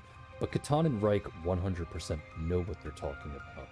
To which the both of them go back and forth as Lysandra explains to him what his current position is, to which Basil will complain a little bit that Leighton is not being a good bodyguard to the Queen because the Queen has a headache, sore feet, and upset tummy, and is hungry. To which Leighton will oddly bow out of, like he won't even try and contest whatsoever for some inexplicable reason. He'll actually apologize for that particular thing towards Basil. And he will try and continue his point, which is that he is in the process of training Catan, and his training is actually almost done if he would be willing to train Catan next. Basil, of course, will talk about Catan's file and rank and whether or not he's actually worthy of doing it, to which Leighton will explain that, or Catan's situation in full, but also note that Catan went into the captain program and graduated as a valedictorian of the captain program, to which Basil's eyes will light up, and Catan, you swear you don't see pupils, you just see sparkles where his eyes are supposed to be, as he looks in your general direction. Catan is understanding this entire conversation, right? Correct. Catan's just like, his ears are flattened, and he's like, no, are you sure you can't teach me anything else, Leighton? Surely there's something that you have yet to pass down on to me, right? Leighton will address Catan and go, well, the only thing that I'm teaching you is how not to be afraid. He has to teach you something else. There are a lot Such of as? there are a lot of aspects to a bodyguard that are important, more than just strength. To which Basil will nod and go, yeah, I'm not gonna, fight you or anything. That's silly, I don't do that. I mean, I can, but I don't. Okay. But he will hand the leaf off to Leighton, who's still carrying Sammy. So now there is a bushel of grapes sitting on top of Leiku's stomach, a fish underneath Hissy's mouth, a Sammy in one arm for Leighton, and a large leaf in his other hand. And he just stands there like, oh, cool, I guess this is my job now. And Basil will calmly and casually approach Catan and place a hand on Catan's shoulder. He doesn't squeeze firmly, but there is a squeeze. It's very gentle, despite his size and his stature. And he'll say, I'm very proud of you for doing something like that. Only a small portion of the population actually gets into the captain program, and to graduate number 1 with that is very challenging. So you should be happy. And Catan, you'll see that Basil's tail is wagging back and forth.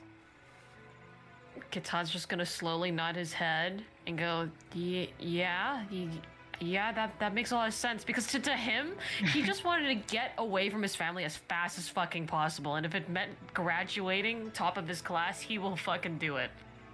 To which Basil will stare down at Catan for a moment. His head will tilt. And he goes, "You don't seem to understand that in full, huh?" I guess not. I was in a really rough time at that part of my life.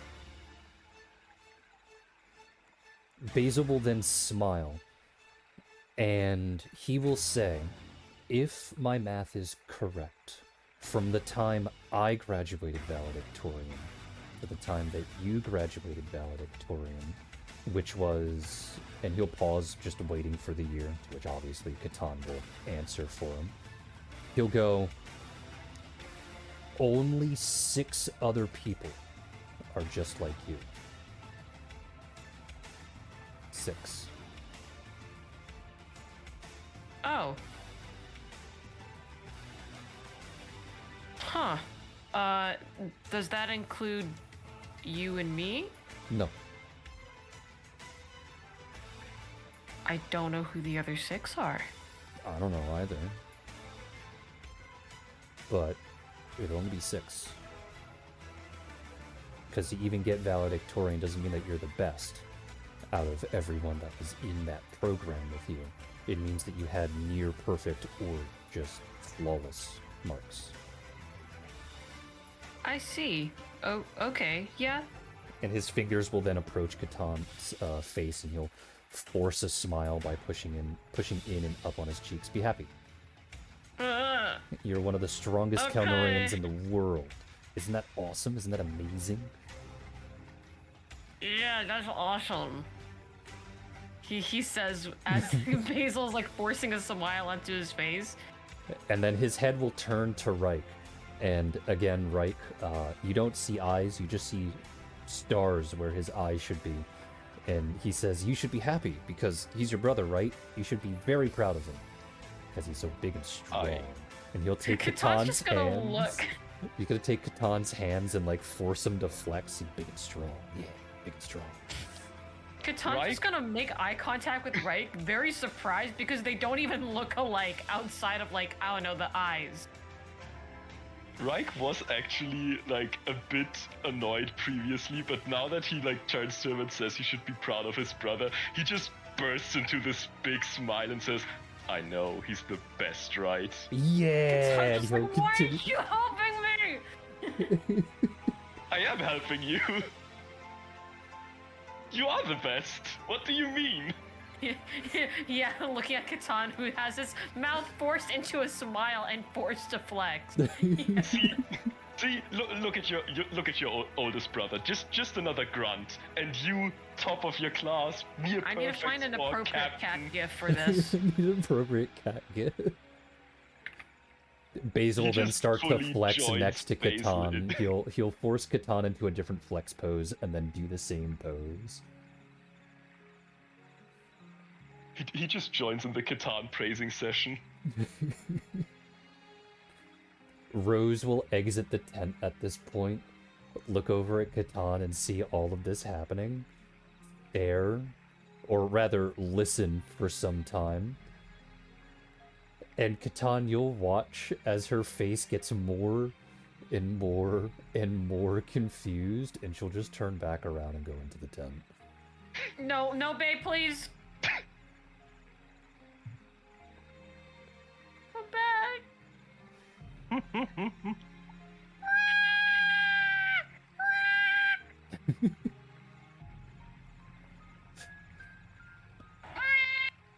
Basically. You know, you could stand to be a little prouder of yourself. Basil will agree, stop all of his attentions, though very lightly and very briefly boop Catan's nose before walking back to Leiku and continuing his self-imposed duty.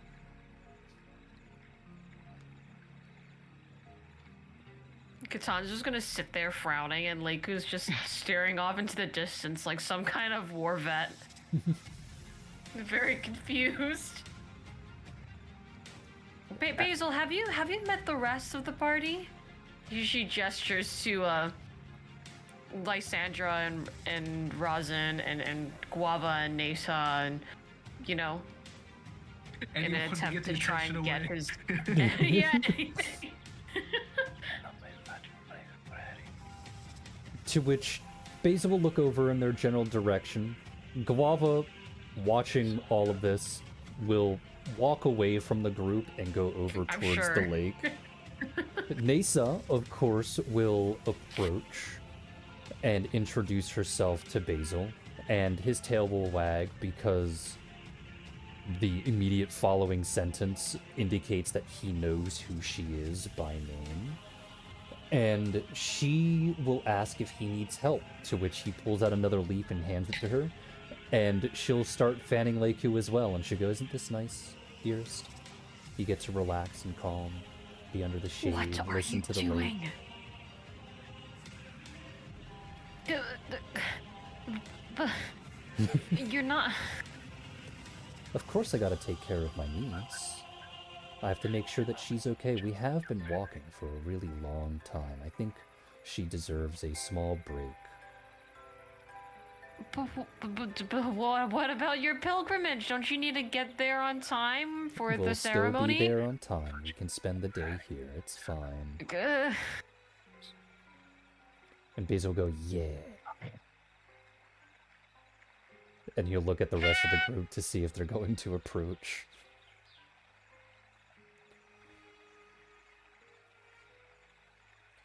Okay, guess I'll die then. Sammy is still just being held by Leighton. She's Yeah, not no, moving. Sammy, I wasn't referring to that. I was referring to the other two who haven't introduced themselves yet. Come on, Sorry, I was waiting go for it. one of Say them hi. to do it.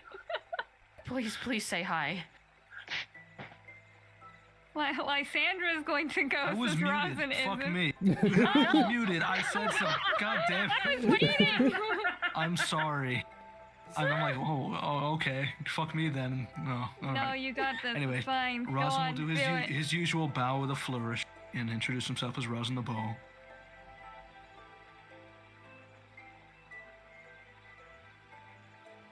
Is there something else I gotta add? Am I missing something? And, the two people were Cousin. talking. What? Could you repeat? That's all. Well, Rosin will do his normal bow with a flourish of his hat and introduce himself as Rosin the Bow. To which Basil will bow in return, copying the bow exactly. And he will introduce himself as Ruff! Nice to meet you. I'm going to call you Basil, as that is how you were introduced to me. That's okay. I mean, it's both. I mean, my full name is not really Basil either. What is your full name? Basilica Ambrosia Roca Kakita. I see. I think I will still call you Basil if that is okay. Okay. And he'll just smile and his tail will wag. Rosin, Aye. introduce Guava. Guava just walked away, but that was Guava. Gesture to the bunny sitting by the lake, apparently. He looks over, studies for a moment, and goes, "Oh, she's going to be hungry soon. Okay, I guess I can work on food." And he'll hand the other leaf off to Nesa, since she has 4 hands, and she'll calmly just wave both leaves back and forth to give Leiku shade and that cool breeze of air. And he will reach into his sack and start pulling out equipment for a fireplace and a portable grill. What? Excuse you. Where? Cooking is my job. How dare you? Oh yeah. And he just continues. Where do you acquire all this? Toast has a problem with stealing, and sometimes I don't notice it in time. So I keep it in here, and he raises the sack. I do it just in case I run into someone where this stuff belongs to so that I can return it to them. How would you or they even know? Oh. You would notice your stuff that's gone, right? Yes, sure, but I wouldn't know that you have it. Well, yeah, but if it looks like what you had, then it's probably yours, so I can just give it to you. He did seem to have good intuition on what belonged to who. I suppose, but that's only on the off chance that, you know, they make eye contact and Basil realizes it. Oh, I don't need eye contact to know that. What? He just smiles at Leiku. I'm just really good. Leiku's gonna slowly nod her head. Uh-huh. You need more grapes. You're still hungry. No, I'm not that hungry. You can save the grapes for later. It's at that point that Leiku's stomach gurgles. Don't listen to that. Eat your grapes. They're really good. I made them myself. You what? Yeah. What? Yeah, I brought them from home. Basil, how long? But how long have you been on vacation? Oh. Are these grapes rotten? No. What the hell? The fish didn't smell bad either. Yeah, everything was fresh that he pulled out. Keep in Hissy mind will that nod as his he's head. doing this, he is digging a hole for the fireplace and filling it with lumber and timber and all of Yes. that other good stuff to create a fire for food. Leiku at this point is just gonna start eating the grapes.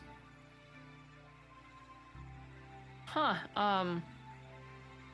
okay, and Leiku just turns to the rest of the party like, who are we to stop him, you know? I don't think applying conventional logic to that man is going to get us anywhere. Well, Basil, where are you planning on vacationing?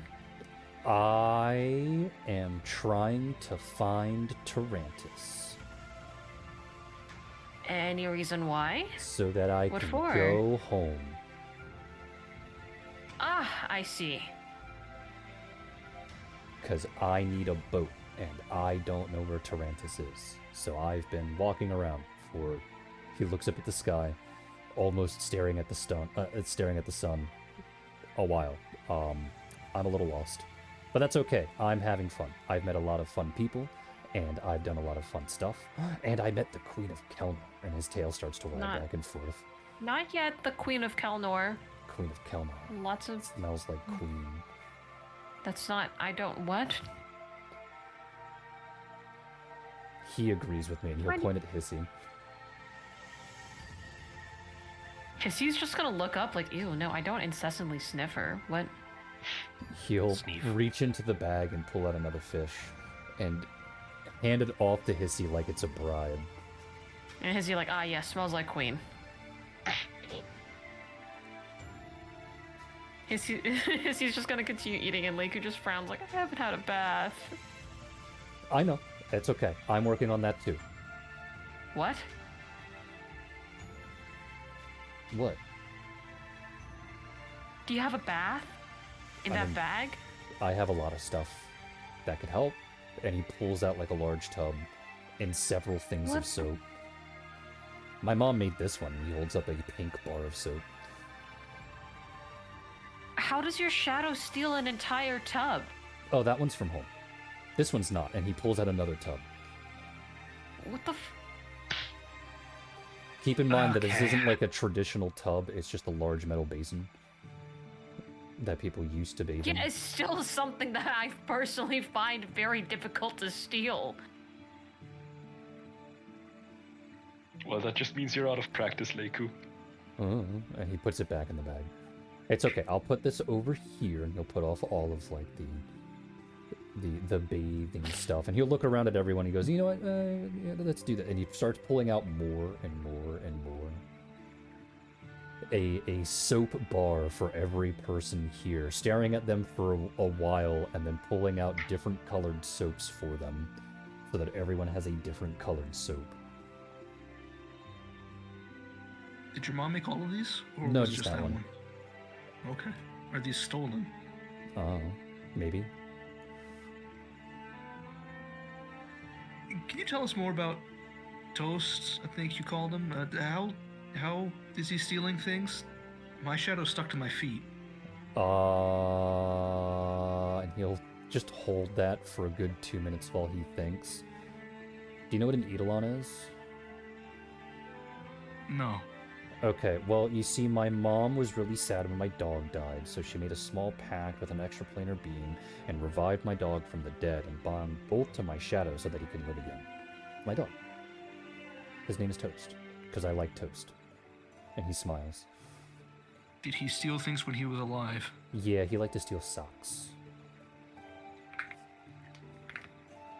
Okay. That's as good as answer as I'm gonna get, I suppose. Thank you for the soap. You're welcome. That one smells like ocean. Thank you.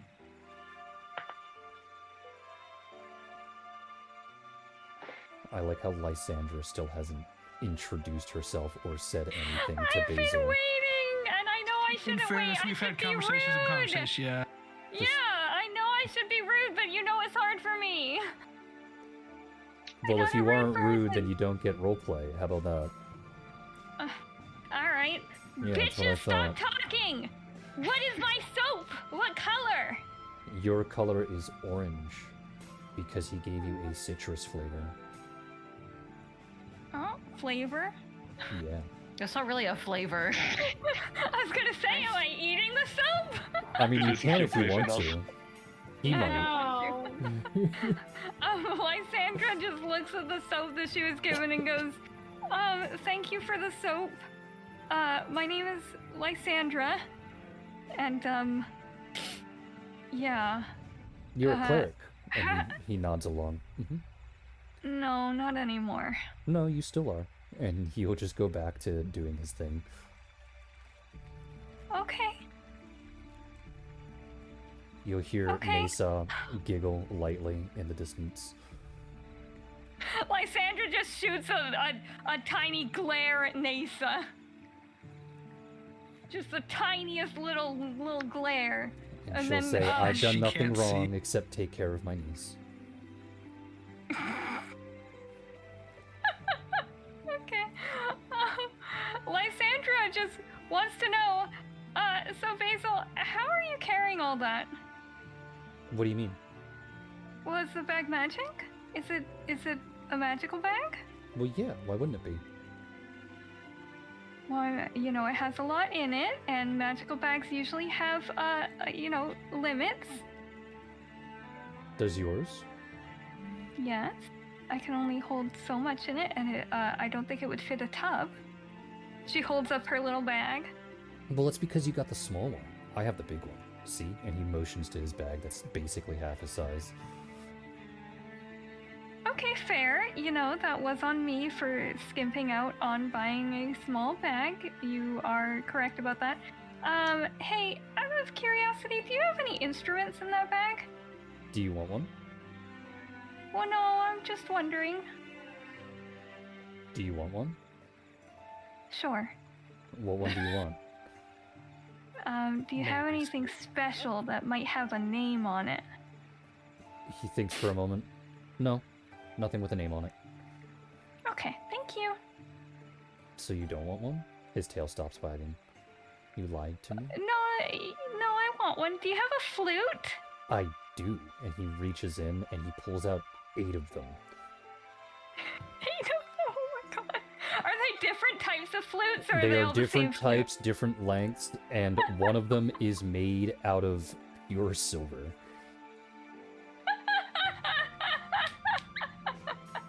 Okay, Lysandra puts her hand out for a flute. I guess she's learning an instrument now at this point. He'll look at her for a moment, and then look at all the flutes, realize that one is a recorder and put it back in the bag, and then look at the rest and go, okay, you want this one. And he pulls out this silver flute and hands it to Lysandra. Silver flute for the silver cleric. And he puts it back in the bag.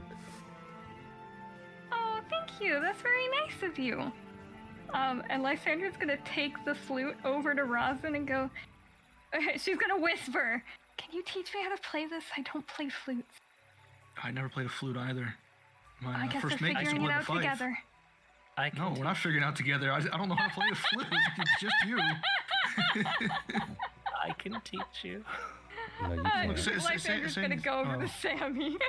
Sammy can't teach her either. Wait, why can't Sammy teach me? Because Sammy only knows how to play one instrument. I spent years at the Bard College. Didn't that count for something? No. That makes you Oh. worse.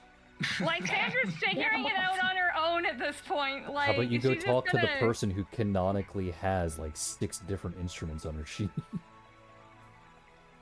Guava can play flute? Yes. Oh. Oh! Why are you acting like that when the actual 2 other bard people can't play the flute, and you're expecting me to know that Guava can play a flute? Because now she can romantically teach you how to play. It's not The one even other that. bard in the party has only ever played one instrument. You know Guava can play multiple. Yes, it was established that true. Guava can play multiple. Sure, the extent of which Oh, she can? wasn't explained, but it was established that she can play multiple instruments. I only thought she played, like, guitar and stuff, you know? I thought it was... She okay. played well, you the know what? violin. She has also sung. Okay, wait a minute. That's a string instrument. I'm still not entirely wrong here. That's not how it is in Pathfinder. That's how it is in 5e. No, I'm No, it's talking about not. real life. In real life, being able to play a guitar doesn't mean you can also play a violin. Yeah, what are you that's also talking the same about? thing. That's fair. However, they're both string instruments, so No, technically... that's- No, No, that's no, not how it no, works in technically. Pathfinder. I literally just explained it. That's not how it works in I know Pathfinder. Pathfinder. I don't think that's what YGF is trying to argue with me about at this point. Fucking gaslighting. Oh, piano's a percussion instrument. I can play the snare drum now. Wait a minute, piano's not a percussion instrument? What do you think makes the noise in piano? No, I'll DM you about this later. I will DM you. Okay, Lysandra is going to talk to Better play Guava piano. about the You flute better later. play piano, because I play piano. If you're gonna correct me on this, you better play piano. I went to college for music. That doesn't I mean should've anything. been- play Lord. piano. Do Yeah, you play that piano? doesn't mean anything. Maybe you Yes. went for like the cello Okay, or okay. something. I had to take years of piano. That's what happens when you go to college. Anyways, learning from Guava later about the damn flute. Why am I always getting thrown at Guava? She doesn't even like me. Well, isn't that a good reason to try to make amends with her? To actually try and reach out and be a better whatever. I don't want your Whatever. logic right now. We just want Role play in to. We this. just want to encourage your crush. If Rosin and Lysandra have to end up fighting over Guava, this is your fault. All of you. While this is going on, there's a dear, could you take the dog out, please? Okay. Thank you. very easy solution. Because there's a very easy solution. Poly Thruple. relationship. A harem. No. Okay, well, you know what? I tried, dude. I tried. We're trying to stop the fighting here. Anyway, Yes, so Lysandra Well- goes to Guava with the flute. to which Guava Pretty will silver look flute. up at you, mildly suspicious. So I know you were missing instruments, and I asked Basil if maybe, you know, he might have come across it because his shadow likes to steal things. He didn't, but I have a flute now, and I would like to learn to play. Rosin can't teach me, and I guess Sammy doesn't know, and you're the only one maybe I could turn to. And she holds up the pretty flute.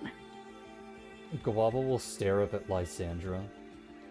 Silence will befall the both of you for a couple of moments. And she'll go, "That's how you ask someone." To be fair, I don't think I asked a question, so let me retry. Guava, I know I'm not really good at talking, and I'm trying to learn better. Will you please teach me how to play this flute? Why? I like the sound of flutes, and I'm not very good at playing.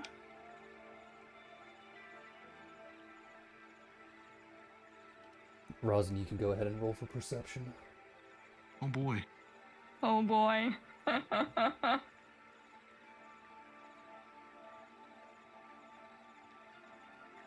Oh, almost a nat 20. You can see that she is incredibly annoyed and doing her best to remain polite. You have a chance to intervene to try and convince her if you so wish. That would be, the second part would be the issue, because I don't know if Lysandra actually wants to learn an instrument. This is She does seem legitimately genuine the first, about it. Yeah, this she is does seem genuinely the genuine first about time it. you have expressed any interest in music whatsoever. Yes, that is true. But she does seem genuine about it, at the very least. So do what you want with that. All right. Well, Razin will overhear this, and I suppose step over, and I guess Guava. I know Lysandra is Lysandra, but she is really, really trying. Can you give this a shot? If it doesn't work, then drop it, but just give it a shot. She'll mull it over for a moment, looking at Razin, and then looking over at Lysandra. She'll take a deep breath and then sigh and say, "Fine. But if you annoy me again, the answer is no." That's fair. You're currently walking on eggshells with all the things that you've said to me. I'm considering this a favor to him, not to you.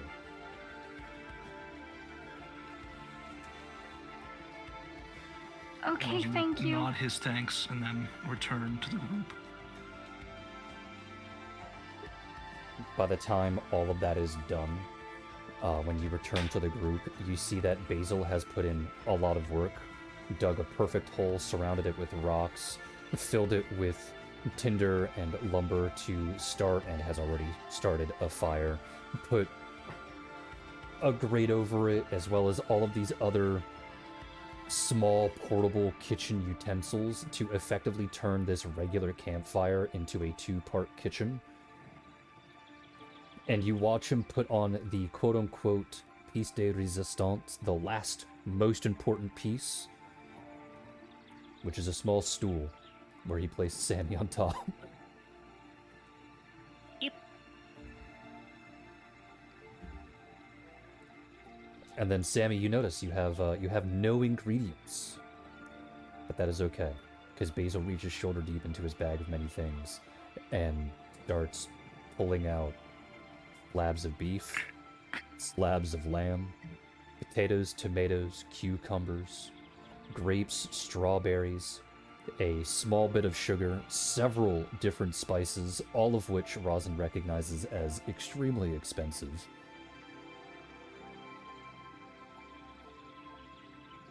Basil. I'm cooking a feast tonight. Do you have something like ridiculously spicy, just like abnormally spicy, kind of makes your mouth hurt spicy? He thinks for a moment, reaches into the bag, and hands Sammy about 2 pounds of habanero peppers. Awesome. Hey Sam, That's can you not- please put that into Zamanus? Thank It's not unreasonably spicy. I know. Basil also knows that. Basil also knows that Reich doesn't know that. Damn. Oh, Yeah, And you as a actually- fucking like middle class white person. Now, Reich's way of figuring out what spices are spicy is just putting his finger in, trying it, saying, "Okay, yeah, that's good," Before she gets started cooking, she's and he gonna just turn picks to the spiciest. Before she gets started cooking, she's gonna turn to Leighton.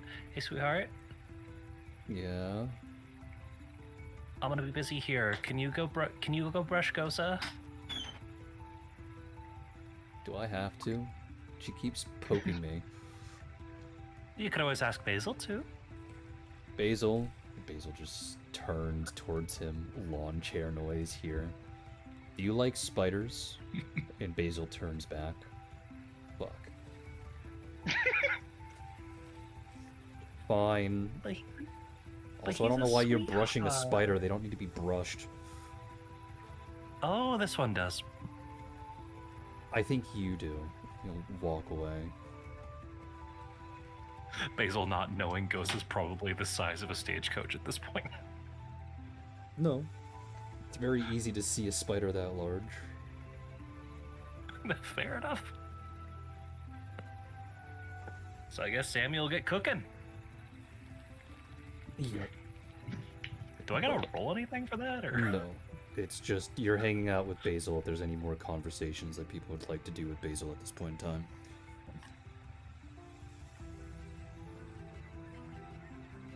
No, I guess Rosin would really want to make it clear to Lysandra that now there is pressure on her.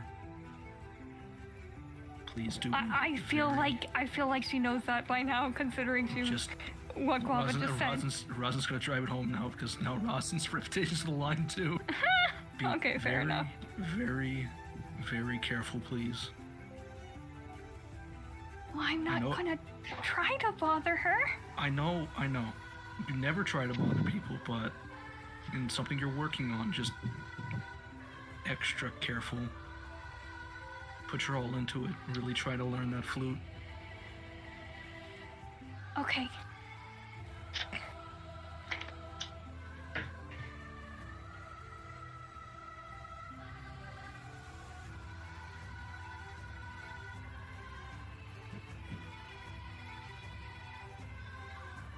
So Any other- Basil, Okay. your shadow there, the one with the sticky fingers. He doesn't have fingers, Hello he has there. paws. It's just an expression. I don't get it. It means that your shadow there likes to swipe what isn't his. He just likes to steal socks. That's nothing wrong. Well, he certainly stole more than socks from us.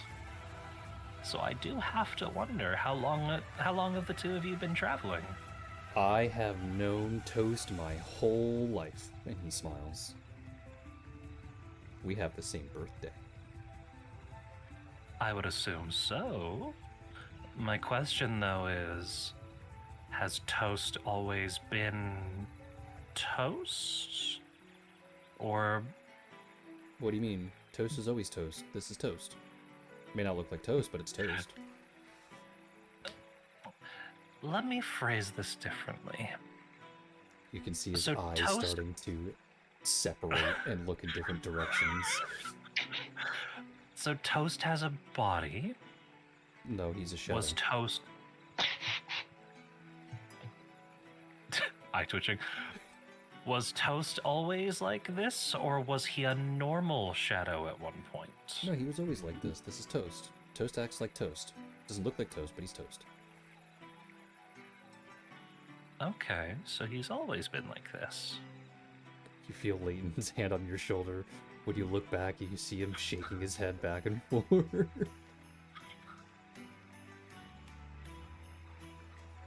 I'm trying, but he's so confusing. Leighton nods along in agreement with you, and then shakes his head again. Sammy's just gonna like hang her head in defeat and focus on cooking. It's okay. He knows how to cheer her up by taking his index and thumb and massaging the outer lining of her ears. Oh yeah, she just breaks at that.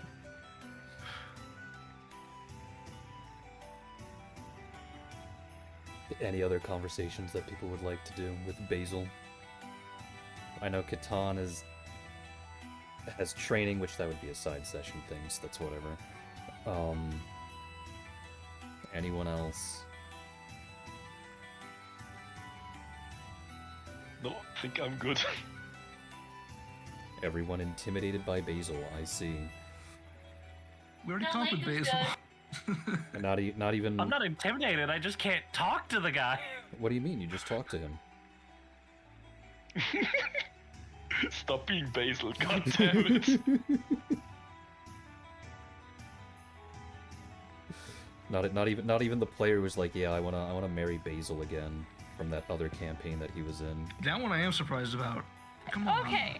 All right. Yeah, this is hold where you on. start your rapport. I thought it Okay, was fair pronounced enough. rapport. Probably. That sounds French. I refuse to respect it. You know what? Fair. I agree with that. Base. Oh my god. Okay, sure, yeah. Okay, yeah, sure. No, it's not that. I'm sorry. Look at him, I'm look at that so face. off How my can you game resist? today. Yeah, how can you not talk to this stupid squishy little face, who's literally 3 Stupid, times your squishy little- size? Alright, I mean, yeah, no, you're right. I should try and talk to him. Sorry, I have brain no worky today, apparently, for Alright, well, many you took things. too long. Someone has played Negate. Ah. One of your Pokemon's abilities is now turned off. What? Which one? What? Fuck. Distant, cynical. Distant, cynical. I'm sorry, Missile looked really sad, so I'm sitting on the floor. I'm turning my head to the mic though. Oh no, poor Missile. So, Lysandra comes back out to see Basil. Hold on, out of characterly, do we know that Basil is Charles's son? No. No. Thank you okay. for spoiling that. What? How is that a spoiler? Is it? Because Literally no one I else think knew one that. person here. No. Well, out of character, most of us here knew that. Yeah. Wait a minute. That's why Only I 3 of you know character. that. Yeah. Oh, well, okay. yes, I'm so- sorry. there's two, not nope, one. nothing. I didn't say anything then. Man, no, I don't want to talk to anyone today. I'm done. I'm fucking up, even out of character. I can't do this Fine, today. then we'll move on. The night goes well as Basil whips up a bath for everyone and insists on bathing them. For them. No. No. Thank you, but no. Unfortunately, this is Basil. No means yes. So, I do my own. I'm going cleaning. invisible. I will cast blink on myself. You cannot touch me. invisibility Sammy, and my own blink do feathers. not work on Basil, for he does not What do you mean believe they that don't work. work? God, no, he has the magic. It's Magic a isn't dream, real. Sammy's just gonna hold up a hand. I must politely decline, unfortunately. Too bad, Basil does it anyway. But to make everyone "Plus feel my better... husband." But to make everyone feel better... He does it to Leighton too, but to make everyone feel better, he does it with a blindfold. So he doesn't look. And he uses a that's scrub nice. brush with a handle on it, so he doesn't actually touch your body directly. That's But better, my I husband- guess. It's okay, he does it to Leighton too. And he uses everyone's personalized soap, so everyone returns back to their tent smelling very different from each other, and 3 times cleaner than usual, even if he has violated your personal space. Hey, I have my own soap. Don't act like I'm a slouch. Yeah, but he gave you No, soap. he's just thorough. And yes, he is just thorough. He also did it to Hissy. Hissy came back looking like Orb. More than he is already. Yes. I'm surprised, honestly. Very thoroughly cleaned. I don't think he'd mind all that much, honestly. I know, because Basil is very friendly, and he has a very gentle touch, and he's very attentive. Especially if Basil continues to bribe him with fish. True.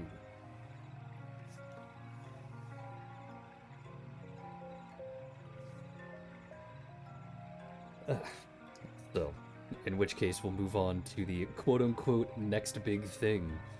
Catan would have started his training with Basil, to which, to go into detail for that, since that's actually very short, Basil, the main reason why he is so sought after by the Kalnorian government is because of a skill that is very unique to him. It's called Uncanny Observation, which allows him to notice a lot of things with very minimal information and to extrapolate information from that. Which I know doesn't sound like Basil because he's stupid. But the only thing he's good stupid, at is reading people, and that's kind of about it.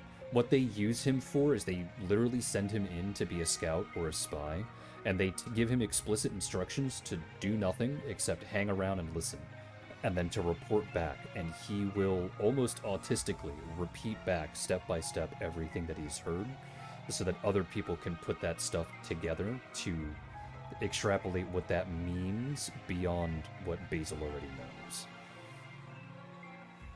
Alright, that's pretty funny. This is why Basil could tell that Leiku was hungry, and that Sammy's feet were sore, and that Leiku had a headache, as well as what sense to give everyone.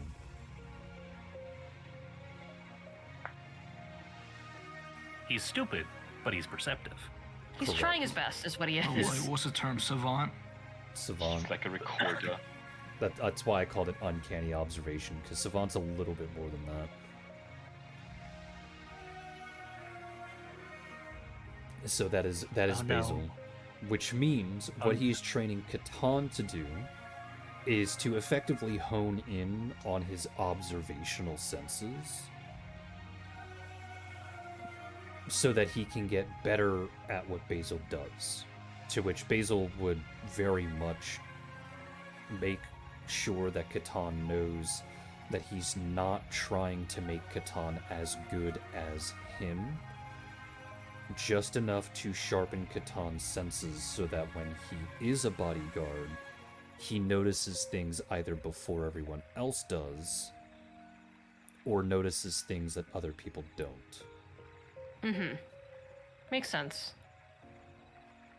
To which this would go through a big cycle. First starting off with Basil grabbing like a random person in the group to have a conversation with, placing Catan just barely out of earshot, so that Catan can hear the light mumblings and maybe a few words here and there, but never enough to hear the full sentence, to force him to learn how to listen better, to extrapolate full sentences from just small basic sounds that he can barely hear. This Okay. also means that everyone in the party would have also gotten free massages as well. Not only from Basil, because he is a professional masseuse, but because part of the training is that he would have blindfolded Catan and forced him to give a person a massage, because the intent is to have Catan pay attention to his surroundings through touch alone, as well as pay attention to the people in front of him, so that when the massage is underway, he knows where to apply heavier pressure and where to apply lighter pressure.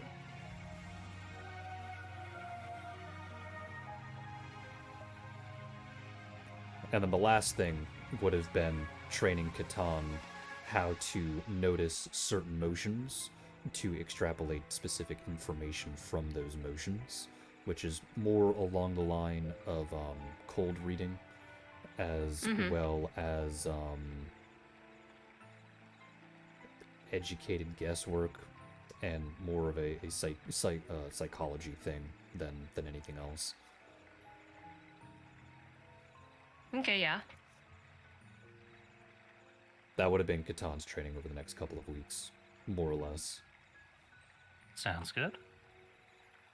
After which, once Basil feels that Catan is at the point where he understands the concepts in full and is showing improvement in all of those areas, his training would stop, because the only thing that Catan can do from that point is to just do it in his own time.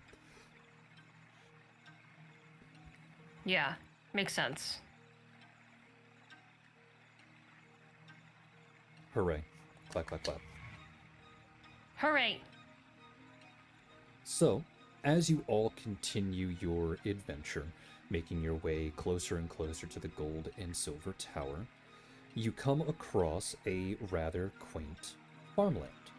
And while you are there, Nasa makes a small detour, to which she starts to walk towards the village that is attached to the farmland, rather than going around it to go directly to the gold and silver tower. To which I'm sure at least one of you would question as to why she's doing this, and she would explain that a major part of these pilgrimage isn't just to go from point A to point B, it is to try and spread the goodwill of Ioni, which means if there is a village nearby, what it means is that you go into the village and you offer assistance for any problem that they might have, large or small. Sometimes it can take a little longer than anticipated. Sometimes it's something as simple as, the farmer over there is a little busy and just needs help plowing their fields for that day. Doesn't particularly matter, but it's just to try and do good, to do the right thing, so to speak.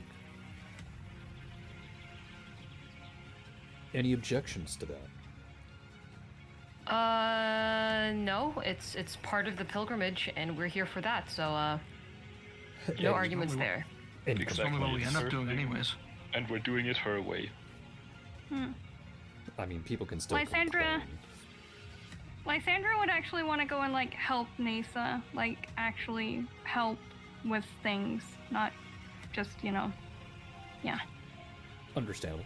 Fair. So, let's see, what... we'll have those who have knowledge local roll for knowledge local.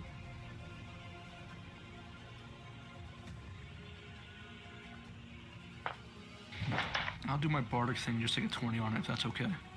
As long as you put in the math so that I can see what the result would be. Mm-hmm.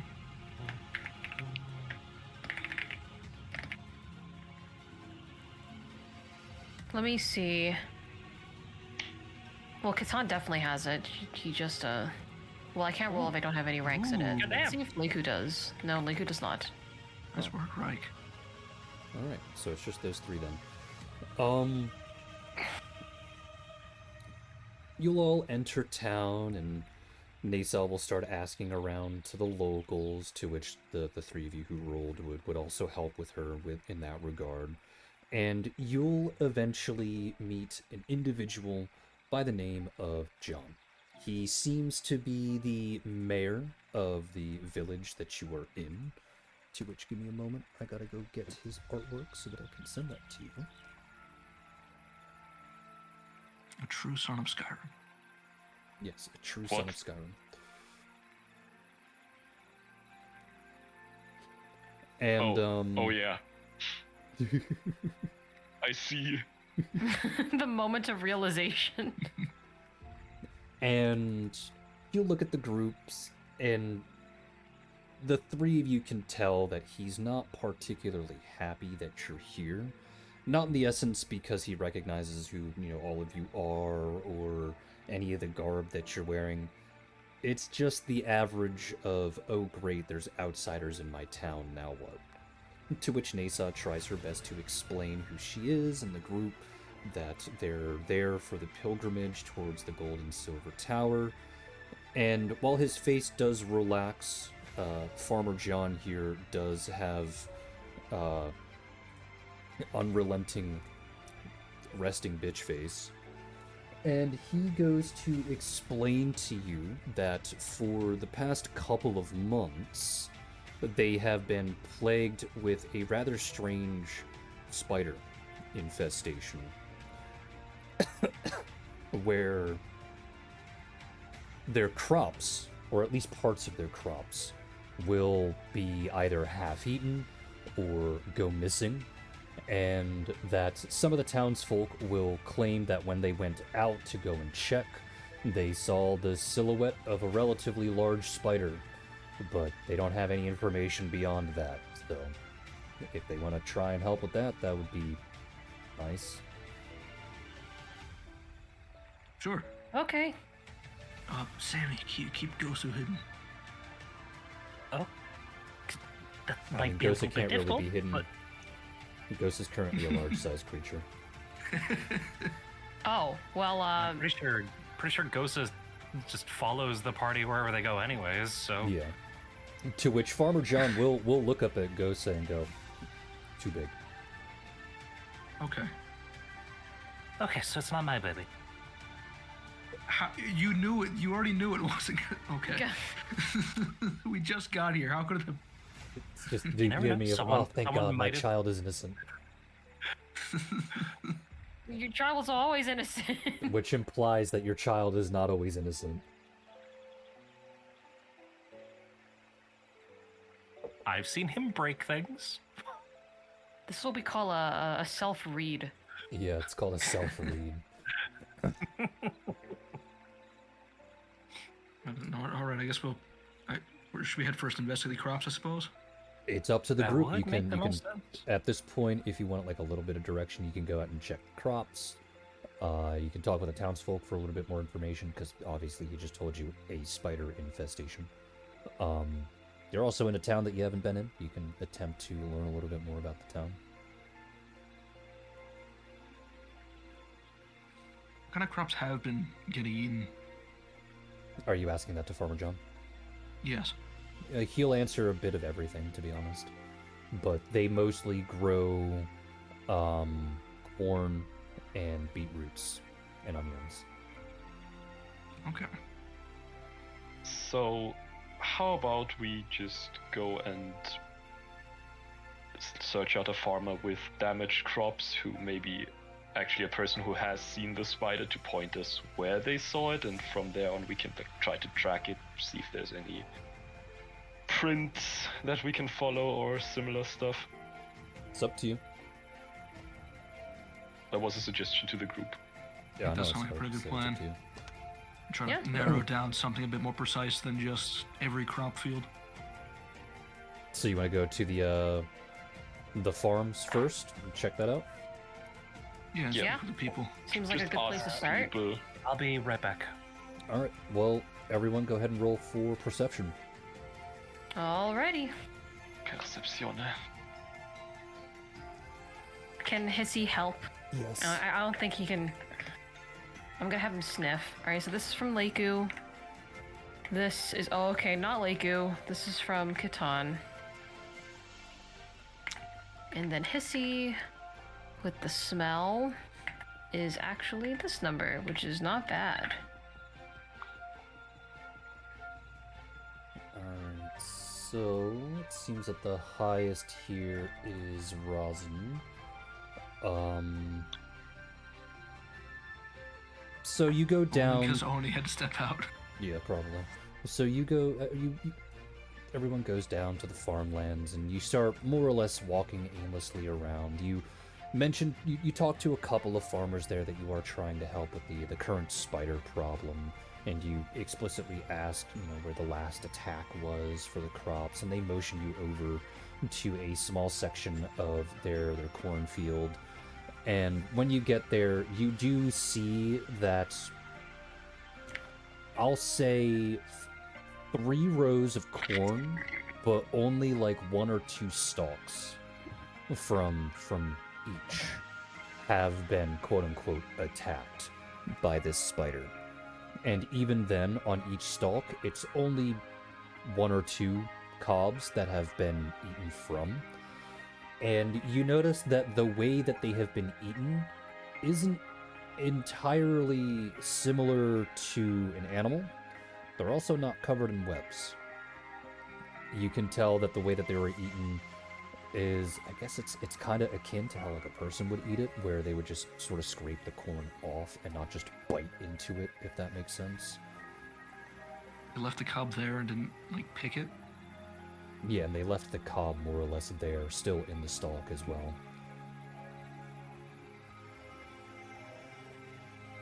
Are there any tracks or anything? Nope, no tracks. Though Hissy did roll high enough to at least pick up a couple of scents. Obviously, it's not like, oh look, you found the scent of the culprit or whatever, because that's not how scent works, but Hissy did roll high enough to pick up on a couple of scents. Okay. Well, high enough to pick up a couple of scents. What can you describe it so that Hissy can relay that to the party? Not really, because if you're, think of it like this, if you have the ability to differentiate scents, and you don't know which scent you're looking for, but there's 5 scents that you have picked up, you need to, narrow them down until you can find the one that supposedly follows the culprit. Does that make sense? I guess that makes sense. So he rolled high enough to pick something up, but he can't really determine what is what, because it's literally your first scent being smelled. Yeah, I guess that's fair. So I guess he'll relay that to the party and go like, well, I picked up something. Should I try and follow it? I don't know what it is. You have to cross-reference it before you can even follow it. I guess we could sniff around town a bit. Something sharper than Gosa, at least. Yeah, maybe we could just try to find everybody who's been to the field recently, and Hissy can get a scent of them to just kind of eliminate them from the pool. Does it smell at all similar to Gosa? No. Are you saying that Gosa is guilty? Yeah, No, you're I'm trying to saying pin it that- on Gosa. I'm saying that dare you. biologically speaking, spiders would probably smell more similar to other spiders than they would to other people. I guess that's fair, but that is science that I don't actually know. My wife would.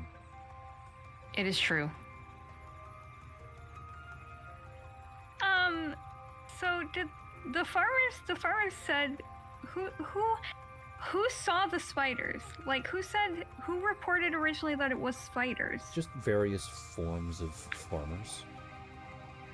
And did the farmer that this field belongs to, like, are they nearby? You can go back into town and start asking around. Okay. So You have a couple of was there- scents that you can at least start cross-referencing with, and and you did see the damage. You haven't seen what is causing the damage, quote unquote, Yeah. but you have seen some of the damage, which seems very minimal. As you can tell, it's why they're not entirely pressed about the situation. It's not like they're suffering because of it. Yeah. You guys Well, want to go back Lysander into wants to town? go talk to the farmers. Is everyone else gonna follow with her and start talking to a couple of the other people that know of the situation? Yes. Seems like the best thing to do. Okay. I guess this would be like another knowledge local. To which I can't help with. Have fun. I can't do it either. I was just gonna actually ask questions. Could have sworn that Leiku could, but okay. Because it's gathering information. It's part of the job. Yeah, Leiku. Well, technically that's not part of her job. Her part of her job is to seduce. It's not really part of her job. She has knowledge, arcana, and nature. I guess that's fair. So it's just those 3 again. Okay. All right. So we'll go off of Reich, and you start talking to a couple of people, and you do find the farmers that are more directly affected, or at least the ones that work those fields and whatnot. And you do hear quite a few interesting things, to which they will claim that the spider was much larger than they think any spider ought to be, ignoring the fact that Gosa is there. And they'll motion to it about maybe being like 2, maybe 3 feet large for a spider, to which this has been going on for a couple of months. As a matter of fact, it started not long after the old mayor disappeared. Because Farmer John had to more or less step up into the role a couple of weeks after the old mayor disappeared and, help the town figure out stuff that the old mayor was kind of in charge of, and things became mildly put into disarray until Farmer John more or less came into power. But Sammy would actually find this mildly interesting because you've had Gosa for a couple of months. And sure, it doesn't necessarily have to be the same species of spider, but you do know that spiders do grow larger, much larger, over time in a relatively short period of time. And if this has been going on for several months, and the spider is only about 2 to 3 feet large, obviously something's a little awry. Some details here are not adding up where they should be. You also do get locations of other places that were attacked, though for some of those places they have already been cleaned up. One of them offers to show you where they happened, but they don't know if you'd be able to notice or find anything. It's quite clear that the townsfolk, I wouldn't say doesn't have faith in you, but they're not really making this out to be something that's super pressing, if that makes sense. Okay. It's like, Okay. yeah, our dryer doesn't dry as well as it used to, and we're cleaning stuff out, but it's not a big deal. It still works. If you can fix the problem, that's great. If you can't, it's not really a big deal. If I could make like another comparison, I guess, if that makes sense. Yeah, it's just minimal damage. Yeah. About that old mayor vanishing, was it anything suspicious around that, or was everything hunky-dory and then suddenly he vanished? They shrug, but you are allowed to roll for sense motive. Just you. Okie doke. Anyone else or just him? Just him, because he's the one who asked. Damn it. Fucking God. At least it wasn't Ridiculous. You can tell that the shrug is them being honest, but you can tell that there's some thoughts underneath the surface. It's the best way to describe it. They seem more tangential than anything. Kind of like in a way where you mentioned something to someone, and their mind just kind of connects it to something else. It doesn't necessarily have to be related. It doesn't necessarily mean that they are related. It just reminded them of that. Does that make sense? I guess I wasn't the one to make that connection at first. They were explicitly mentioned to happen at the same time. What I mean is, let's say someone asks you where if you made the bread yourself or something along those lines, and sure, the answer's yes, but you got the machine from someone else. It's tangentially related. Has nothing to do with the actual question. It's just a thought that came up into your mind, and you're just like, oh yeah, I made it, but the machine's not mine, type of stuff. Okay. That's what I was trying to describe. It's just related. Or maybe someone tells a joke and it reminds you of someone else who you think would find it funny.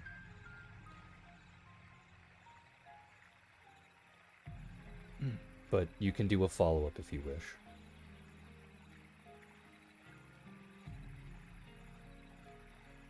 I don't do well if he doesn't know anything about the disappearance, aside from a shrug.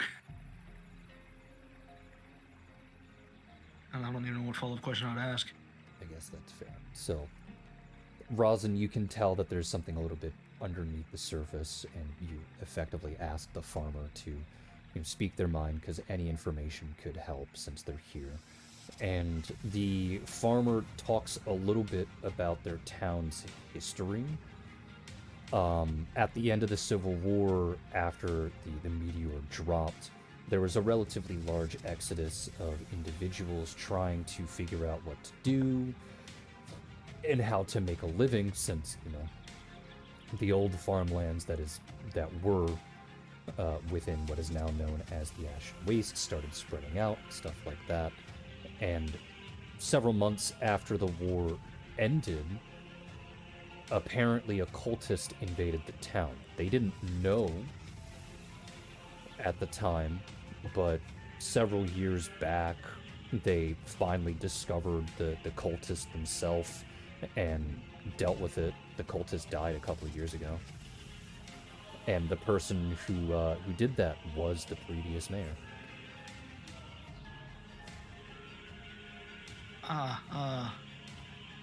That's...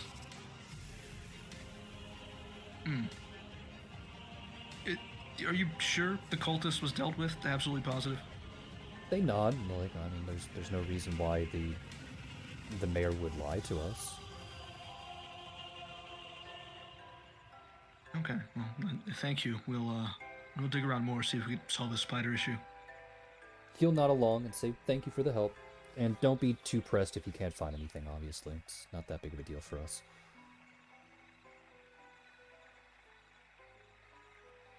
To which I presume all of you are going to go back into the farmlands. Yes. All right. So there were two other areas that were quote-unquote attacked, and it's quite clear that these areas have been cleaned up, but all of you can go ahead and roll for perception, as well as Hissy. Okay.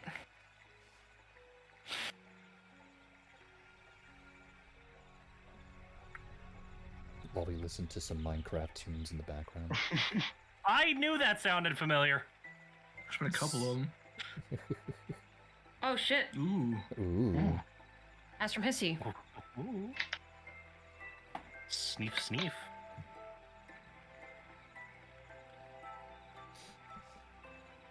Alright, you examine the area, and Hissy hones in on the scents that are there, and due to that nat 20, he finds that 2 scents are exactly identical from the old area, and probably just needs one more spot to really ascertain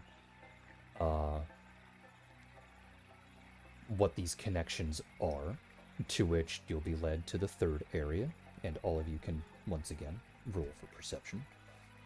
Okay.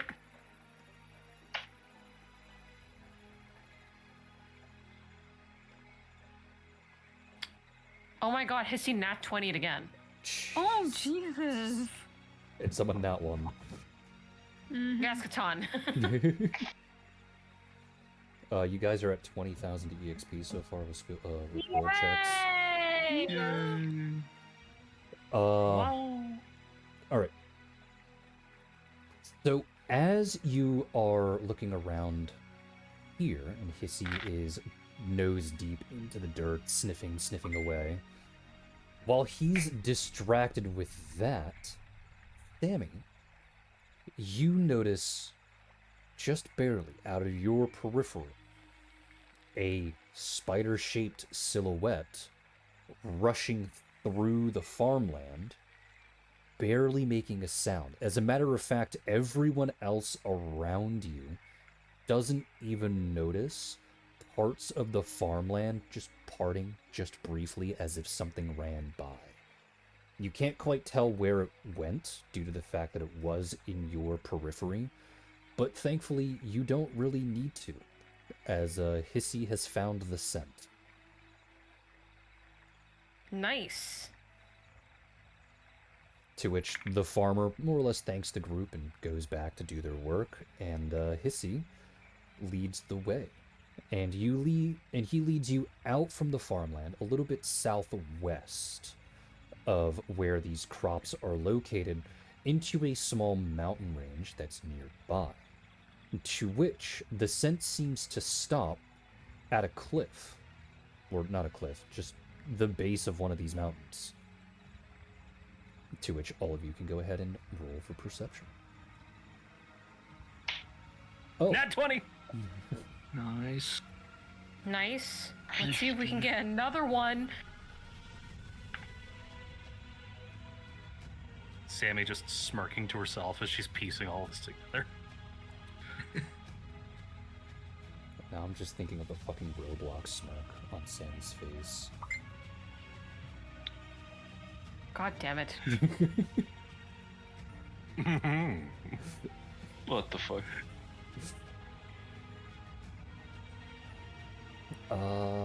Sim, as Hissy starts to more or less walk around in a big circle trying to follow this scent, you examine the cliffside that you're nearby, pull out one of your concoctions, and you just splash this water against the side of the cliff, and you notice that part of it gets wet and the other part doesn't, because it passes through an illusionary wall.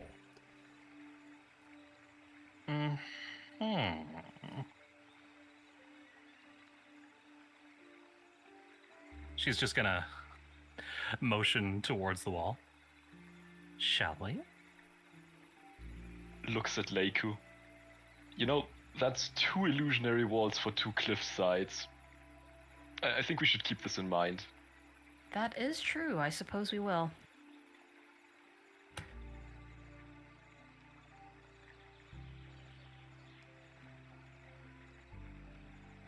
So, I assume everyone's walking inside?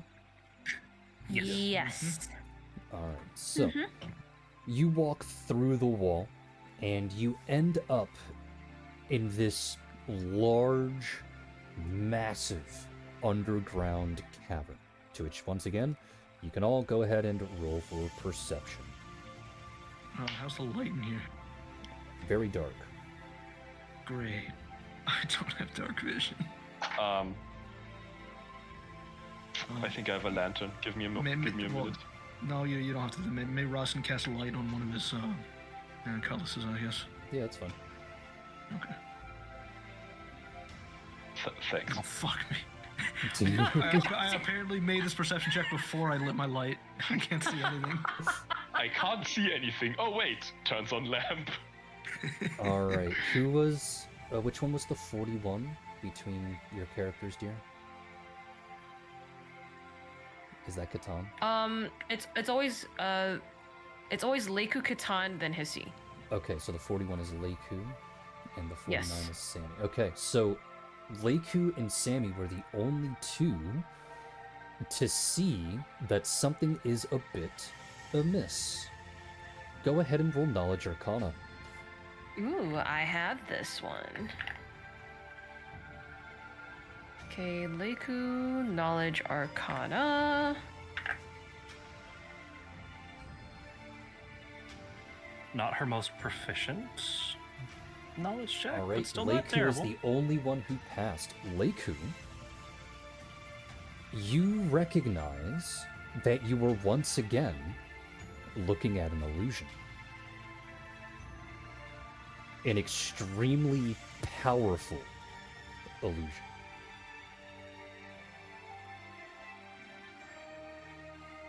Interesting. Instead of speaking to make her thoughts known and such, she's going to use message mass and tell the entire party that what we're looking at currently is a really well done illusion, and that we're probably dealing with a very experienced magic user, so we should be careful.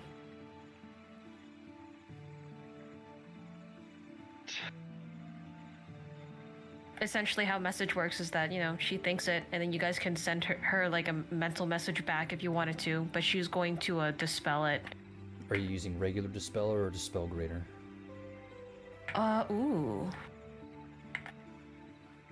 You know what, considering this is a really big-ass illusion, she's going to use Dispel Greater.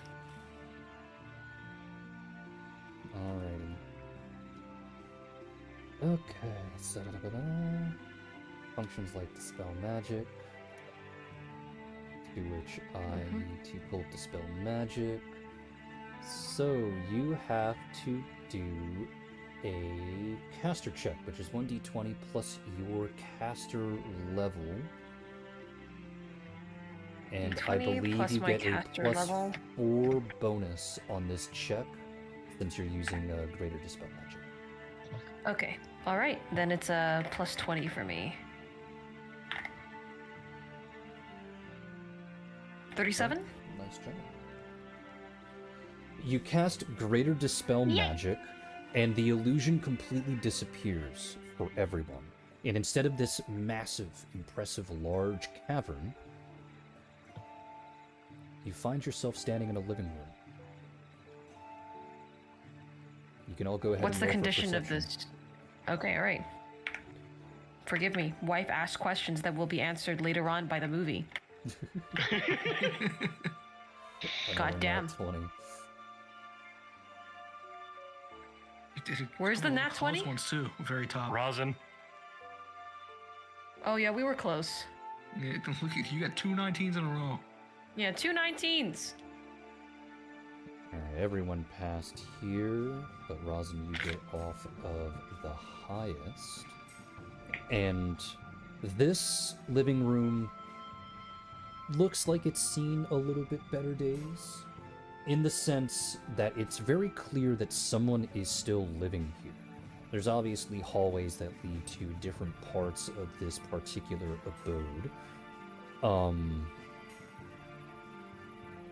But the reason why it's seen better days is because it looks like whoever or whatever lives here is having a bit of a hard time cleaning everything. So there are dust and things elsewhere, but outside of that, there is a bout of just webbing, kind of scattered all over the room. It doesn't seem to be particularly sticky, or at least ensnaring enough that if you were to walk into it, that you wouldn't be able to move, but it's certainly not from a normal spider. Rosin, when you walk forward into the room, pulling out your cutlass and cutting a few of these spider strands that are in your way, you see that there is a small collection of letters on the table that sits in the center of this room. And in your curiosity, you pick them up and you start to read them. And what you read is more or less two people talking back and forth about both the goddess Evita, Ione, and the god Ekthar, to which one correspondent seems to be very resistant to what they stand for, and the other one is very clearly and calmly relaying information back to more or less clarify what they do, what they stand for, and why this person in particular chooses to worship them. And you, as you read through these letters, you can see that the correspondence between the two gets less and less and less adverse before it starts to effectively blossom into a small series of love letters. Oh. Rosin would relay this to everyone.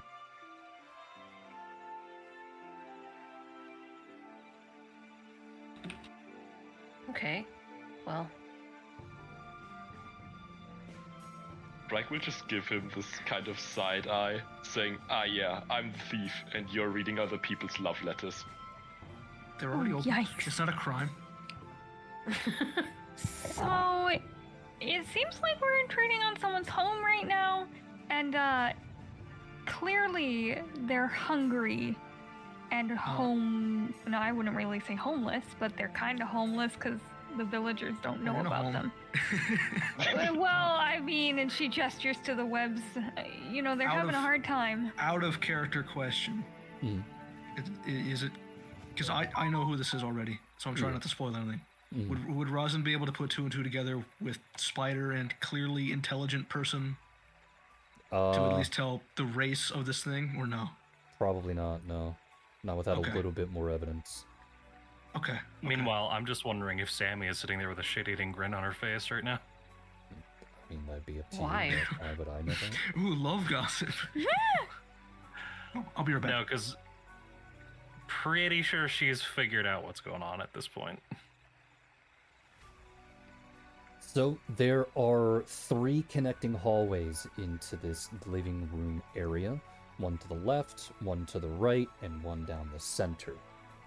With your perception rolls, the hallway to the left seems to lead to some kind of kitchen area, though all you can really see are countertops, if that makes sense. You can't see the entirety of the kitchen since it goes around a corner, but it looks like some kind of minor kitchen area. The hallway up north, you can't tell what it leads to, but it does seem to split off into a couple of different areas. And the hallway to the right seems to lead to some kind of larger room, but again, you can't really tell, since, once again, it's around a corner.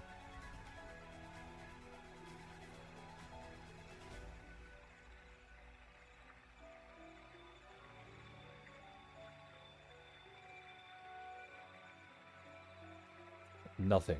Got it. I guess rocks fall, everyone dies. Lysandra looks around and turns to the group and says, should we maybe just try and call out and see if, we're not threatening them? Maybe they'll come and talk to us, whoever lives here, so we can figure something out? Or are we gonna invade this person's home some more? I am back. What did I miss? It wouldn't hurt for to a sort of compromise, so it wouldn't maybe hurt to home announce it, intrusion shouldn't be our first option, Fair. though I guess we're already like in the middle of that. Yeah, May maybe I we ask should what we're just try discussing? and... Oh, Lysandra's suggesting to try and call out to whoever lives here to see if maybe they'll come and talk to us instead of invading their home. I described just think 3 it's- hallways. The one to the left seems to lead to a kitchen Oh, that's area. you. The one to the right leads to a larger room, but you can't really tell with either of those because they do curve and are around the corner. And there's a hallway directly ahead on the other end of the living room that seems to lead to branching paths, but you can't see what those branching Yeah, we can't paths tell. are. I say we head down the left first. Roz actually kind of agrees with Lysandra on this one. Like just calling out? Because this, from what we see here, this doesn't seem like a cultist, for one. We know it's not a wild animal. And we know that they really only seem to take what they needed. There was only like, 2 corn cobs missing? And then Yeah, they were probably just a similar hungry. amount of, random pocket full of vegetables from other places. Also powerful mage, maybe not the smartest person to piss off.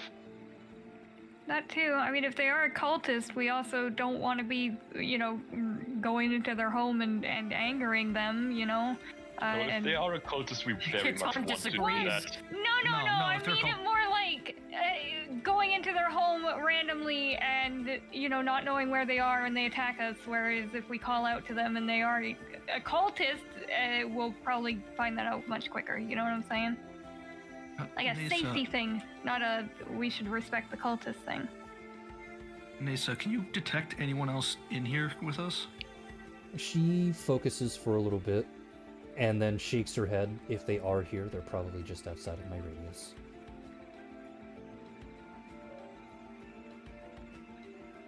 So, are we all okay with announcing ourselves? I Yeah. don't see why not. Yeah? We might have to head in a little further to do it if they can't hear us, but I can you know. be very loud. Then Ryko just uses thunder call.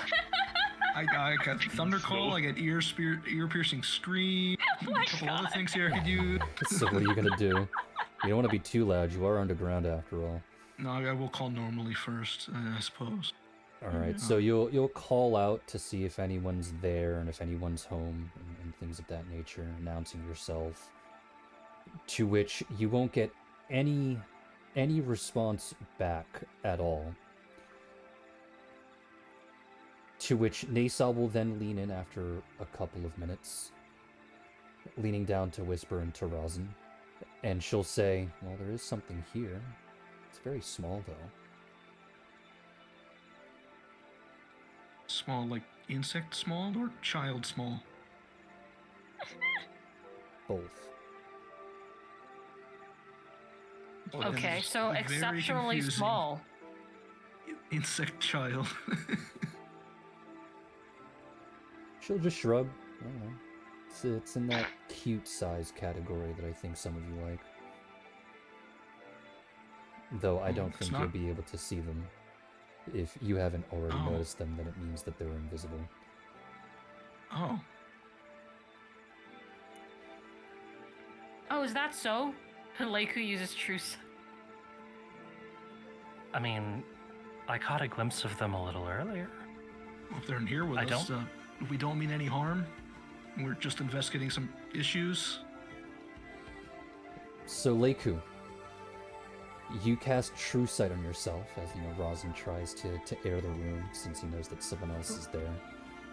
And when you use True Sight, and obviously the invisibility is more or less negated for you, this is what you see. And while they don't notice that you notice them for a couple of moments, it doesn't take them long for them to realize that they can be seen, and they immediately raise both of their hands above their head, and they hiss. And when they hiss, all of their legs kind of roll as she jumps in place to try and scare you, to which for everyone else here, you just hear the hiss. Because, you know, none of you have True Sight on right now. The baby. You just hear the hiss, and Leiku, you look and you can see that this person, or whatever they are 18 inches tall. Okay. Well, To those that do Leiku? not use freedom units, it's about 0.45 You don't get to know. meters. yeah, you don't get to know what size this creature is. Fuck About- you. It's about because we can't use a 0.45 meters. calculator. Yeah, it's about Thanks. 0.45 meters. There you go. What do I say? I think I'm the only one. Leiku, understanding that, you know, now this thing knows that Leiku can see it, which is, you know, very interesting. Leiku will, I suppose, Here, before you try and make her, before you do anything, go ahead and roll for Knowledge Arcana again. Okay. Knowledge Arcana, I believe it is this number, but I want to check because I was just looking at my spells. Knowledge Arcana is this. Yep. 28. Okay. So as you start to study this creature, who once again does a little skip hop in place, hissing, trying to scare you, you are conflicted with two very opposing feelings. The first one is the obvious of, "Aw, cute, she's so small." And the other is that when she hops and skips the second time, she deliberately flares her magical aura, and it dwarfs the room and almost suppresses your own.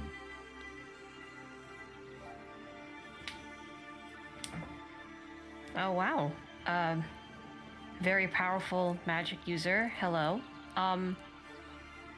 We're not here to harm you in any way. I guess me and my compatriots are just doing a little bit of investigating with what's happening with the town. I promise we're not here to hurt you. or try and take anything from you. If anything, we would like to talk, but right now I think they think I'm insane because they can't see what I'm seeing. Go ahead and roll for diplomacy. Okay. Diplomacy, okay. Alrighty, so it is this number. 32. You'll watch as she stares at you for a moment, and she'll do the hop skip again, but her arms lower a little bit, and then she'll do the hop skip a fourth time where she raises her hands above her head one last time to once more flare out her aura, to which Leiku, of course, doesn't respond to, and I guess you would more or less reiterate yourself. Mm-hmm. So go ahead and just roll another diplomacy then. Alright, we'll do. 43 this time. To which, at this point, her hands finally lower, and Leiku can tell that she drops the invisibility. But everyone still thinks she's a little crazy, because due to her height, and the fact that every single time she hop skipped towards... every single time she did that little hot skip thing, she moved slightly towards Leiku in a very intimidating gesture that 100% worked.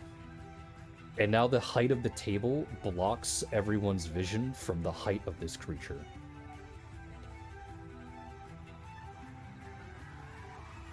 Leiku, are you okay?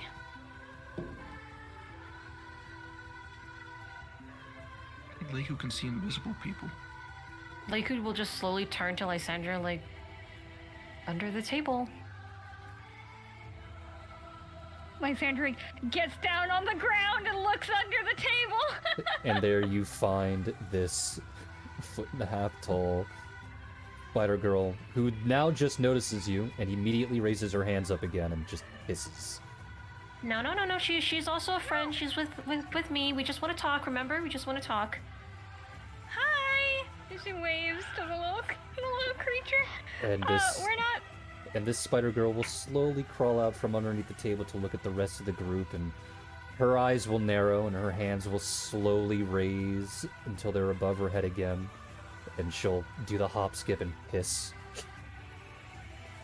Aww. Just a little lass. Well, Rosin aren't is you going a- to reach into his things, and he's going to pull out a ration. Aw. Aren't you a sweetheart? Pull out a ration, she'll look at it. She'll go, Can you eat these? It's not corn. she'll look at it and stare at it for a moment and say, "Where'd you get that?" Because it I looks bought like it on the last trash. trip. Oof. Sailors survived on worse. Are I you don't not want it. It looks hungry? gross. Okay. And then I she'll guess hop, we just skip leave it on the again, and then table. hiss. Why are you in my house? Hiss. Why are you in my house? Someone was stealing crops. What do you mean stealing? I'm allowed to take it. By who? What do you? What do you mean by who? I'm allowed to take it. My mom said I'm allowed to. And your mother? Yes, are you deaf? Is your mother around?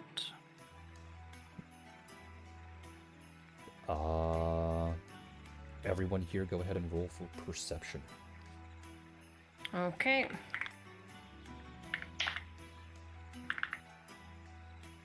Get 2 5s in a row, Jesus. Oh, that's not meant to... I wasn't... Delete that.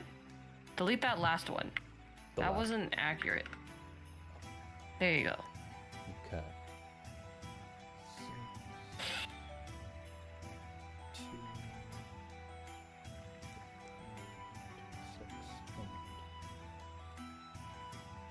Alright, so Sammy can go ahead and roll sense motive. Rosin can roll sense motive. And Hissy, I guess, can roll sense motive. He does actually have ranks in sense motive.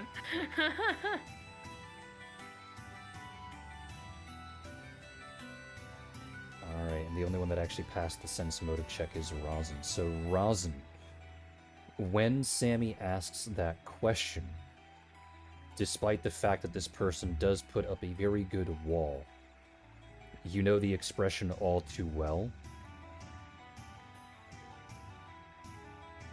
That this is the face of someone who relatively recently lost their parent.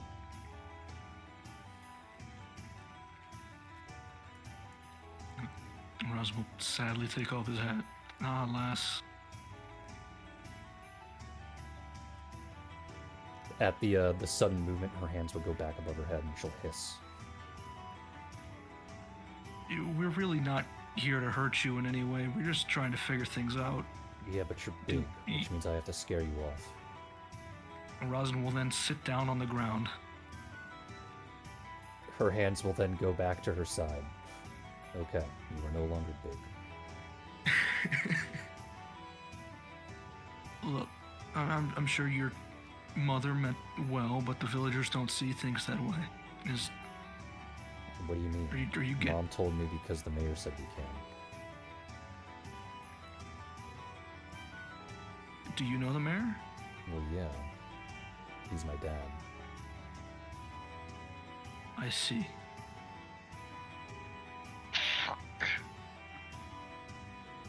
Some things are starting to piece themselves together. And this... Her eyes will narrow and her eyebrows, her fluffy little eyebrows will furrow. She's like, why are you telling me that I can't? The villagers have been complaining about missing crops. The mayor has been missing from the village for some time. It seems they are not aware of the agreement.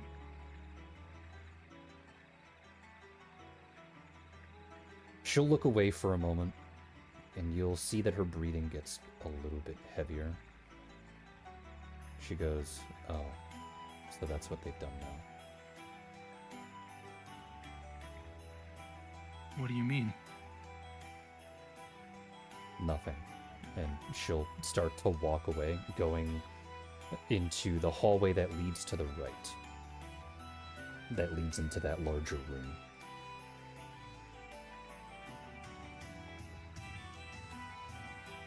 Okay, can we get a sense motive on that? Like, it already feels very obvious, but still. For what particular reason are you looking for? Just to, like, see if she thinks the townspeople made the mayor disappear. Sure, you can go ahead and roll for sense motive on that. Just you, I guess. Since you're the one calling it.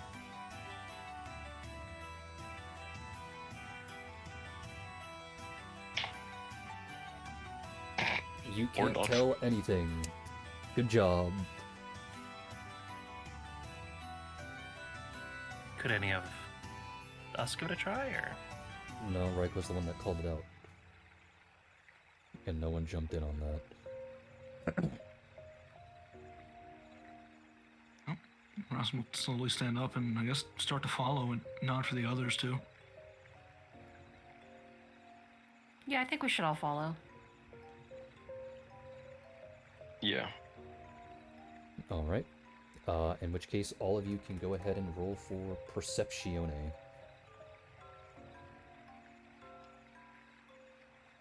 It's all 21s for me.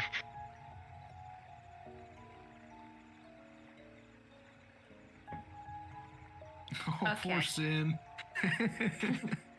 I mean, to be fair, I'm rolling for like 3 sheets, so Yeah. I'm bound to catch law of more large ones numbers, than normal. Yeah. You did also get a couple 20s earlier, I guess. Yeah.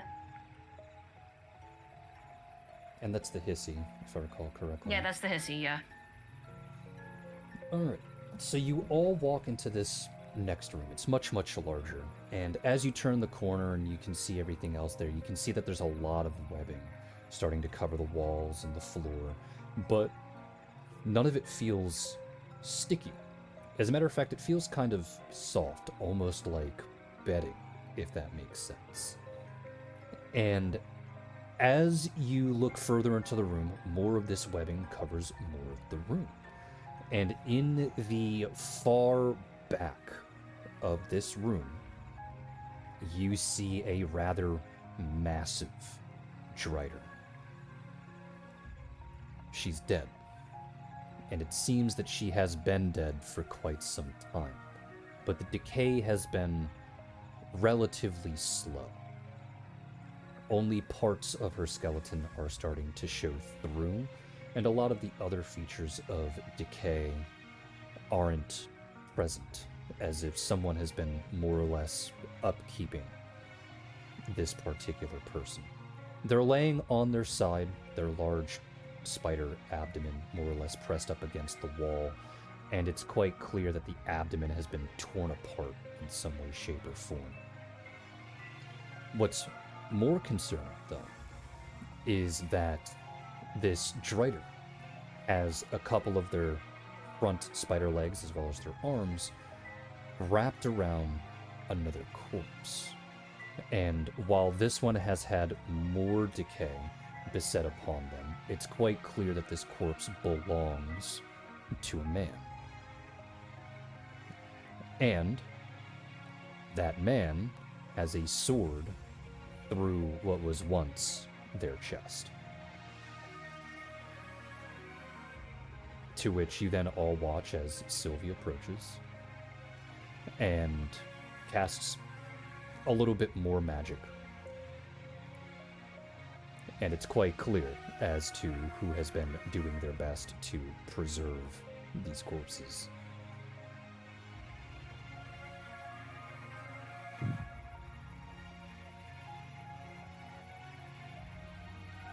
And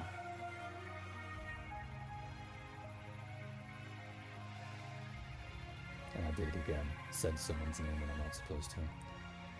Womp womp. We saw the file name. It's too late. Oh no.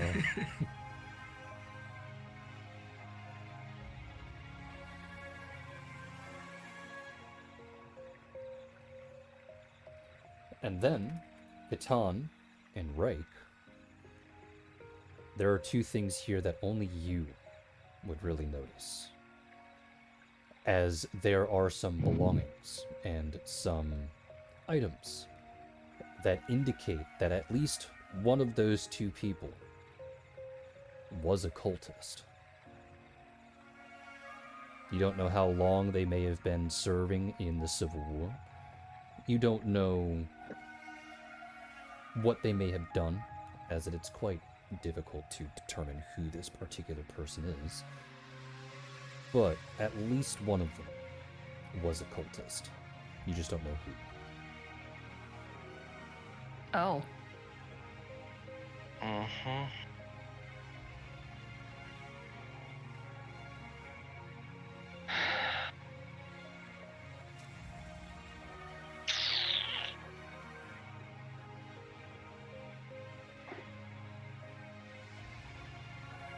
Can we just take a closer look at these specific belongings, try to see who they fit more? I say in terms of size, I guess. Both of you can go ahead and roll for perception, and if you roll high enough, then you'd be able to roll for knowledge psionics. Okay.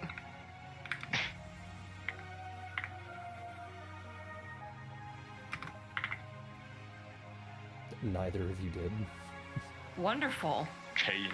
So neither of you can tell who is who. Or at least who belongs to what. Or what belongs to who. So since he can't figure it out himself, he'll just ask. He'll just point at the most suspicious items and ask, who did these belong to? And she'll look at them, this little spider girl, and you can see that she gets a little angry that you have touched them and moved them. And No, he just pointed at them from far away. Well, you would have had to touch them in order to examine them properly. So, she does get upset that you have touched them and moved them. And while she does her best to be a bit cordial, you can hear the grumpiness in her voice as she explains that they belonged to her mom, and the items in question were used to help teach her how to cast magic.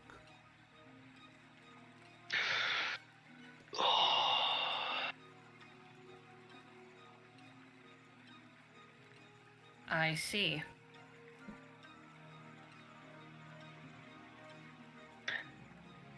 So, has your mom taught you about religion?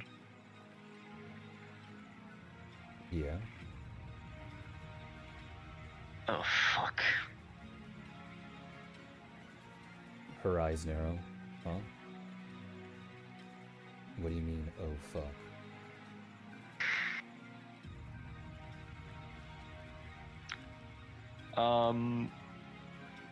So these items, they're They're tools to help teach Kitan, someone how to make magic. help anytime.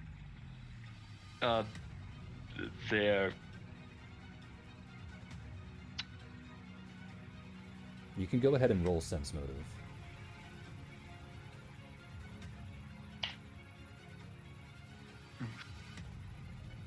Still failed. Okay.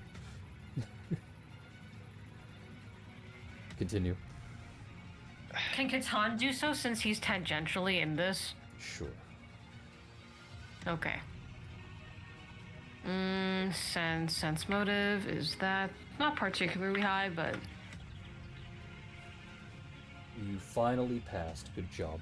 Clappity clappity. yay! And I'm not even the clappity. one that's speaking.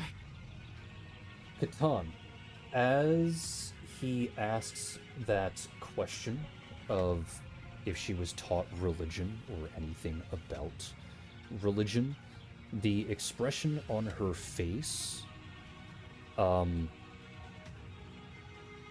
it's not that it concerns you, it's that it confuses you. Because it doesn't look like she actually understands what the two of you are referencing when it comes to quote-unquote religion.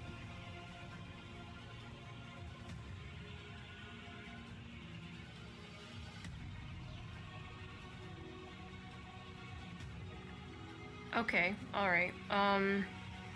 Catan's rather blunt and straightforward, so he's just gonna speak and go, I'm just gonna cut to the chase. The items here, and he gestures to the magical items that belong to her mother.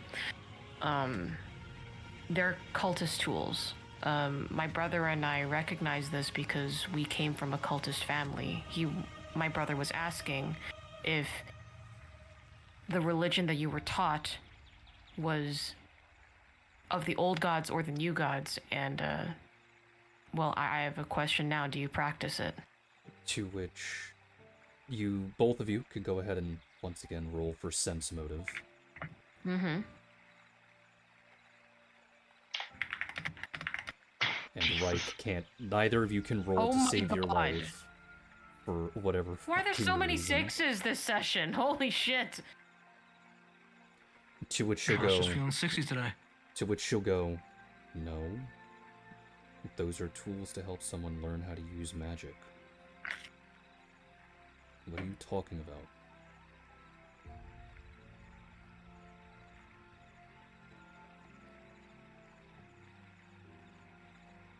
Catan's just gonna turn to Reich and give him a look. Like, like, she seems harmless. Yeah. He just turns around, lifts up his shirt, and like shows her his key mark. That's what I'm talking about. To which she looks at it. And then she looks back at the both of you and she goes, why the fuck are you taking your clothes off? Well, Catan didn't take his clothes off. I know. Her statement still stays the same. Okay, well, if you don't know about it, you don't have to worry about it. It's fine. And it's very clear at this point that she's irate. She's like, my mother taught me about Evita, Ione, and Ekthar. What are you two on about? Okay, Why are you then being that's insulting? all Why are you taking your clothes off in my house? I... You're Catan's just disrespecting gonna look at Reich everything and here. shrug. I just had to make sure you're not hiding anything, because if you don't know what this is, if this has no significance, then I can believe that you're not a bad person. I would But like if you the had both of you recognized to this- roll for Knowledge Arcana, if you have it. Oh boy, do I have that? Let me see. Well, Catan can't roll on it because even though he has no ranks in it. Then both of you can go ahead and make an int check. Oh boy. Okay.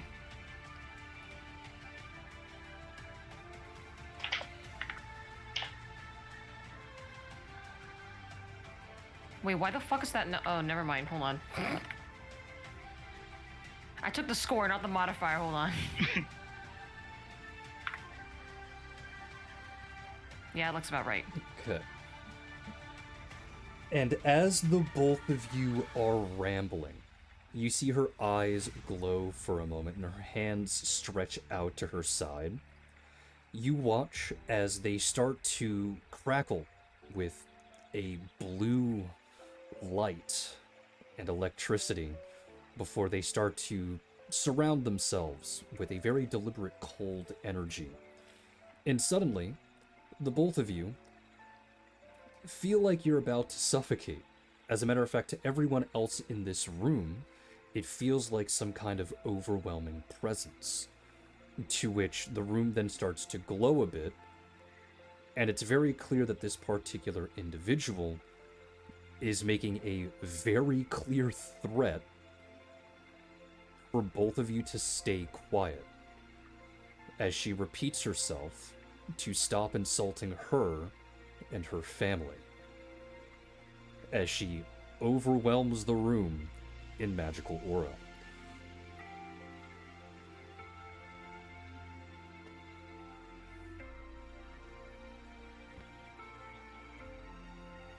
If you two could maybe stop, that'd be great. I mean, I'm not speaking, so I'm not talking. He'll just turn away. You know, we're actually here helping a cleric of Ione. That's why we're here to help the town. The magic will slowly dissipate, at least in the room, but her hands will still cackle and radiate with this unique form of magic. And she asks how, because the last time someone came in here, he killed my dad. Well, we're not here after your dad, we promise.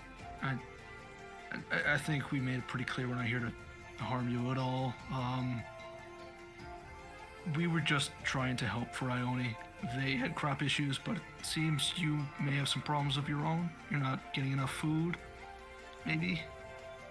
You seem to be living here alone.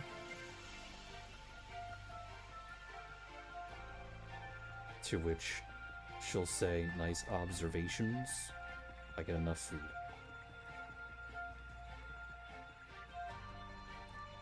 But you have to sneak around at night to get it. I don't sneak around at night, I just go out and grab it when I'm hungry. Have you talked to anyone in the village aside from the mayor? No, because I'm allowed to take what I want.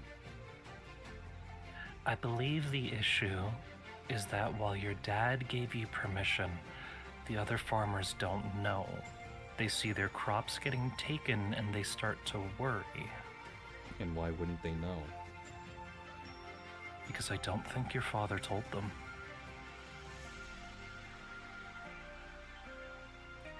It seems like you are a very well-kept secret.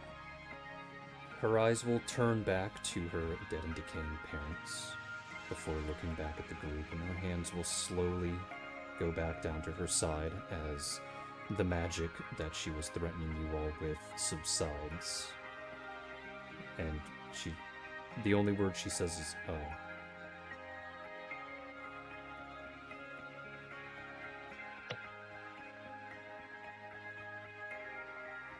Now, if you want to continue to eat the crops, we have a few options.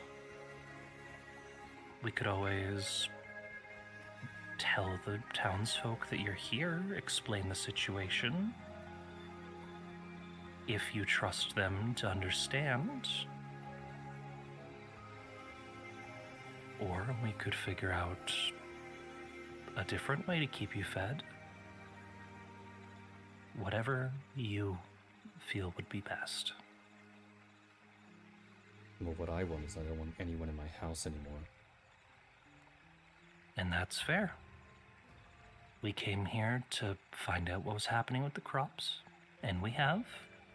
If you'd like us gone, we can step away. But I do think we'd like to be sure that you're okay before we go.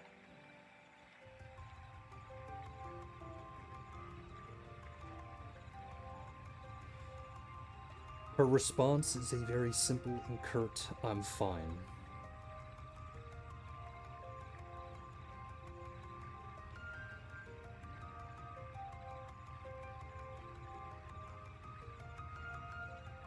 Leiku already knows the answer, but she's going to use sense motive with her antenna to determine if this is the case. Okay.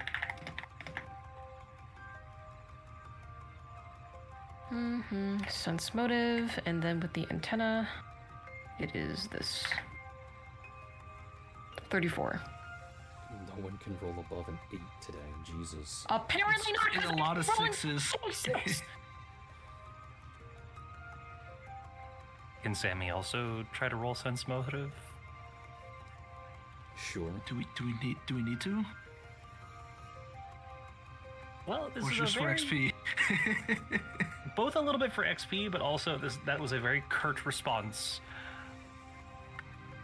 I think if you find a child next to Never the corpses of her mind. parents, she says, "I'm fine." Probably not true.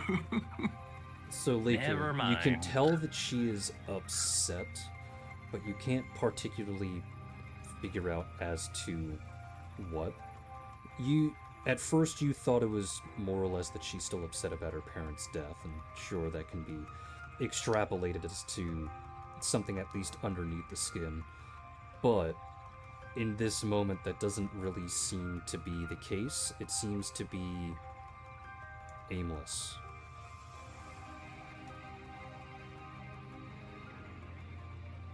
Okay. Lass, how long do you plan on keeping this lifestyle? I've been doing just fine on my own. That town thinks you're a monster. And they can think me a monster. I don't need your pity. It's not Leiku is. pity. It's eventually some other people here who may be more hostile than we are might try to start something. And while you're very capable on your own, I don't think you want to go off killing people, do you? I have no qualms.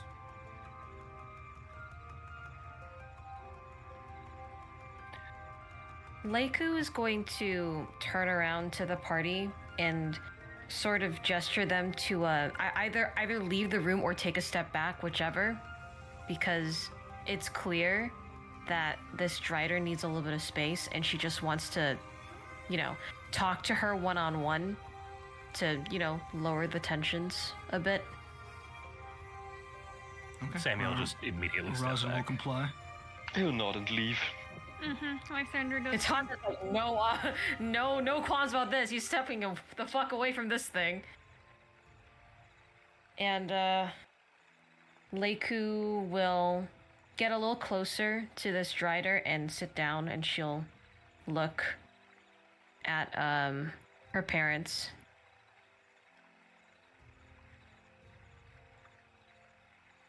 And she will then speak to the Drider, going, "Did they ever tell you how they met? And how they fell in love?" She nods and talks about how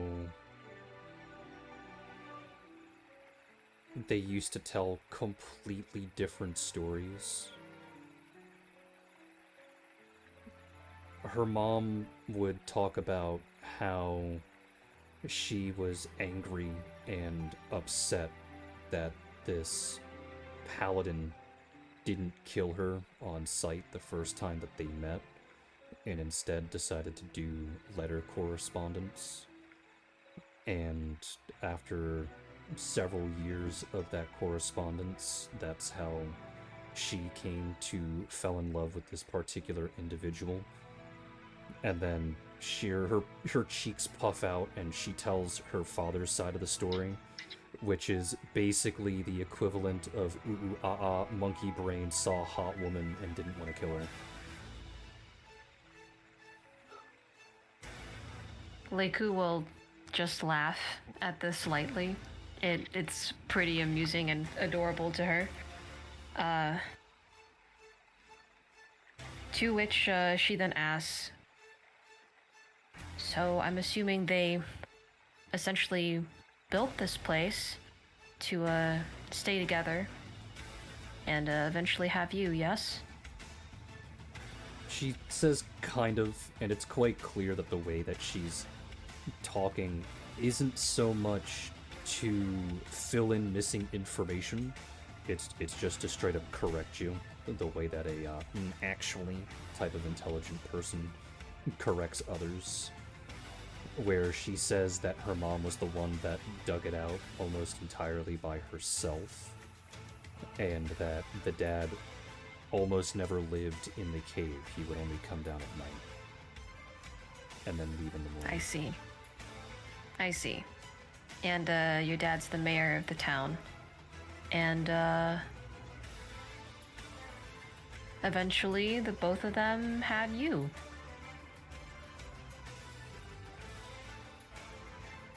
She'll shrug and go, yeah, I guess.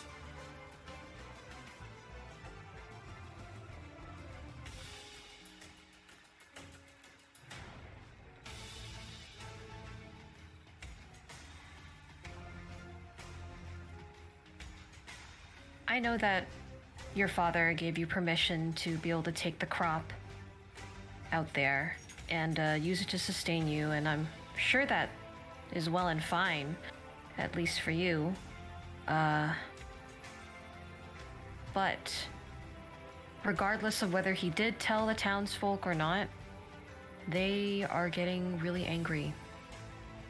And I don't know if that anger is going to boil over one day.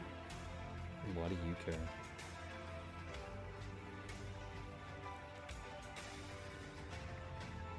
Call me a bleeding heart. I care because I care. She gags a little bit, goes, don't tell me you used to read those stories too. Two? She'll roll her eyes and she'll mention about how her mom's room had this library, and it was filled with these poorly written, sappy romance novel. And she occasionally would try and read them to her as a bedtime story, and she hated it because they were just so poorly written and sappy and disgusting and gross. Lake would just laugh at this. Yeah, I can understand that. They can be very corny and typical and maybe on the occasion disgusting, but it's all from the emotion of love, and I'm sure that she loved you very much. I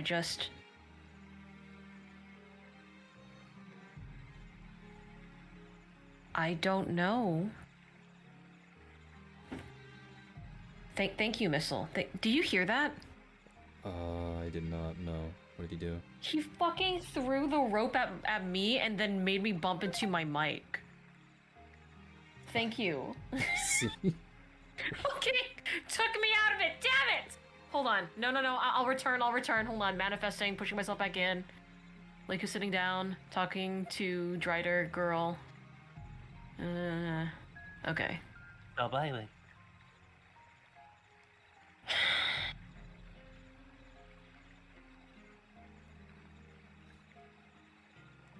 She asked, why do you care? Yeah, I know, and then the whole romance story that, like, stories that her mom would attempt to read to her every night, and she couldn't stand it because she found it really gross and sappy. Well, she told you those stories, I'm sure, because, I'm sure that she's a romantic, maybe a little bit like me. I just, and I'm sure that she wanted to bring you up in a world of love. I just don't know if that place can be here, I don't know if it would be safe for she that. then takes a defensive stance where she leans her spider legs back, but she leans her torso forward with her hands outstretched, once again trying to make herself look bigger. She's like, don't tell me you're gonna say it's you. What?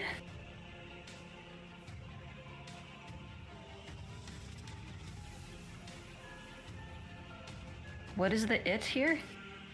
I'm gonna say that you're gonna be the love outside of this place. Trying to take of me course away not. and take me away like I'm some kind of kid. No, I'm Hiss, not. Hiss, hiss. She doesn't actually hiss, she's saying the word hiss. Mm-hmm.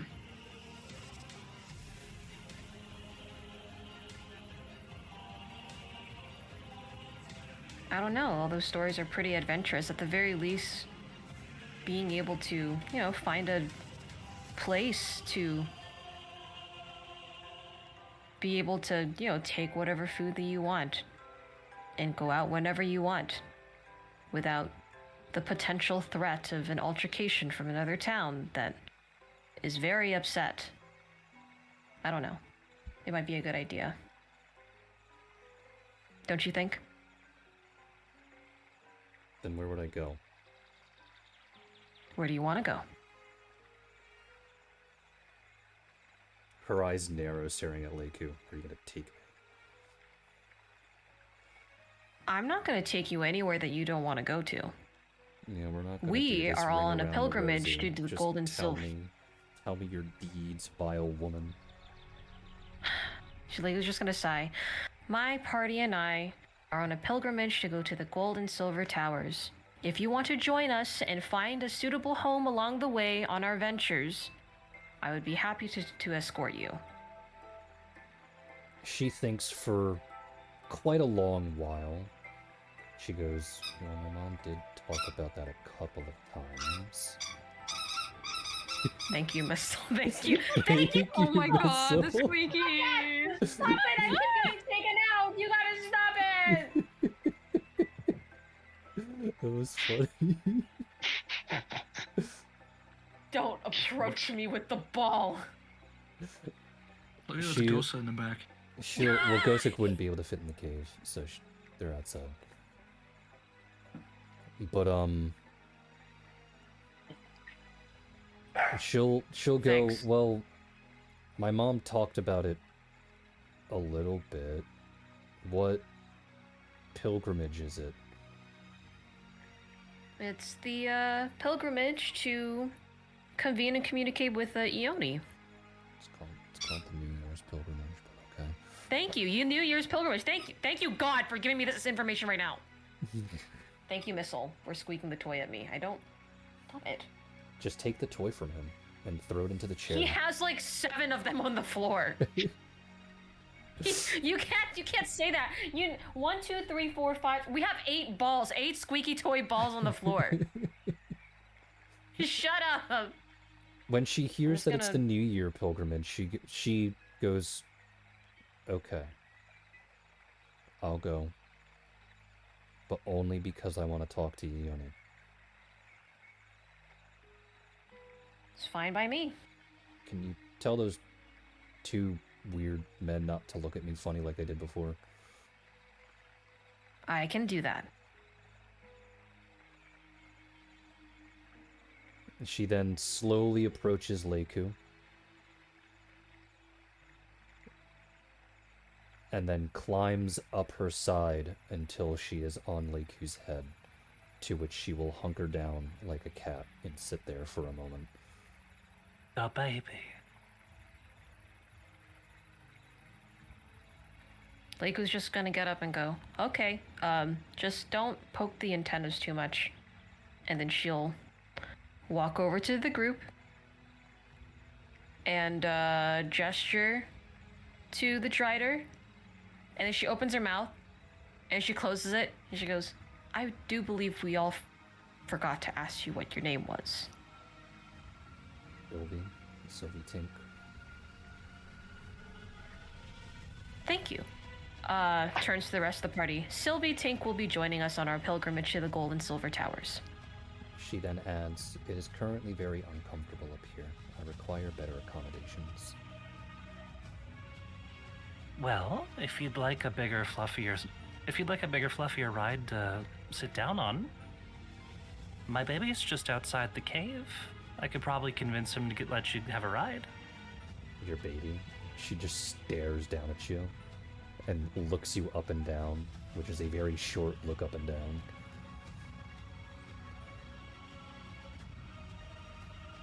Yeah, my son Gosa. He's a spider, not a monkey. Your son, It's a long story. you gave birth to a spider? That's My very adopted gross. son. My adopted son. So what, it's another Drider? No, not quite. Then it's an animal. Call it what it is. Hissy's going to look up at Sylvie and go, Mother, you have to stop replacing me.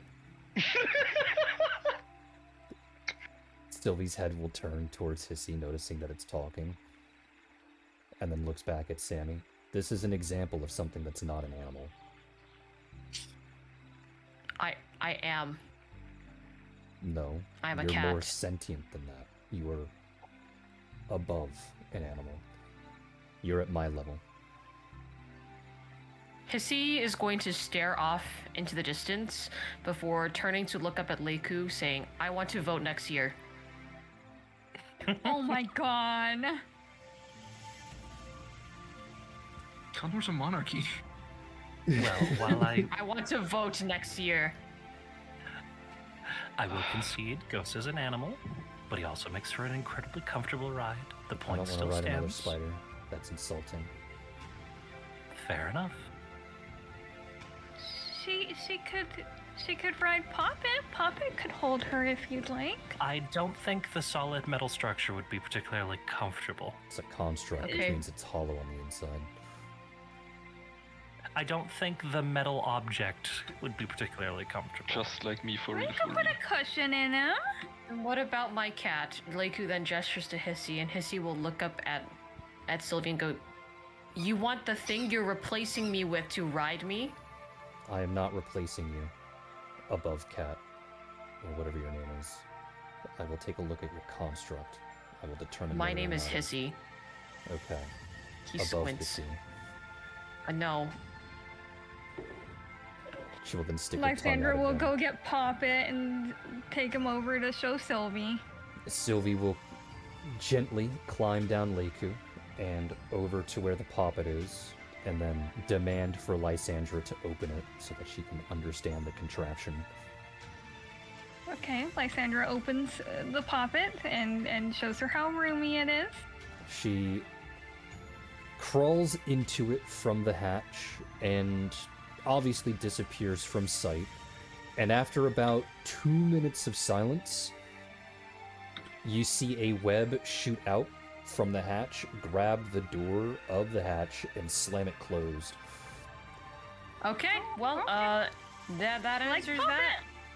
Yeah, maybe we can get like a cushion for her from somewhere and give it to her, and she can have a nice little home in there while we're doing Drag her this. on if As, she's a as driver. you're saying this, you start to hear a light squeak from the poppet itself. And, you know the face of your construct?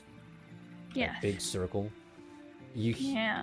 You start to hear that squeak a little bit louder, and then turn to the side entirely and pop off of your machine. And there you see Sylvie's face, and she goes, "Thank you, it's very roomy.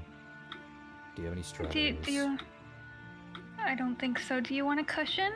No, I'm a spider. I can make my own. Okay, all right. Were you not taught Lysandra this in picks. school? No, Oh, not So not you not failed at all. school. What? You should I have probably been. did. What the? I like the thought that Lysandra doesn't care about biology and failed biology in class. Okay, you know, no spider biology here. Oh God, she's Lysandra just stupid. And picks then up. she crawls back inside the pup. Yep. Lysandra picks Sammy- up the faceplate and puts it away for now. Sammy's gonna Don't reach get into her bag lost. and pull out some of the strawberries that she pocketed from Basil. That she like Oh. stored in her bag, and she's gonna knock on Poppet. Oh, I have strawberries if you'd like you wouldn't them. actually have those. No? He would take them back. He would give you the food for you to use and then take what's left and put them back in his bag. Aww. Man. Basil has some. Well, we might not have Sylvia's- strawberries on us, but we know someone who does. Who I assume is lost somewhere in the village after he got distracted. Oh my god. However, it would be at this point that Nasa will speak up and she will ask, "So what is your plan? Obviously, you have found a problem and the problem is more or less resolved. But how are you going to actually resolve it?"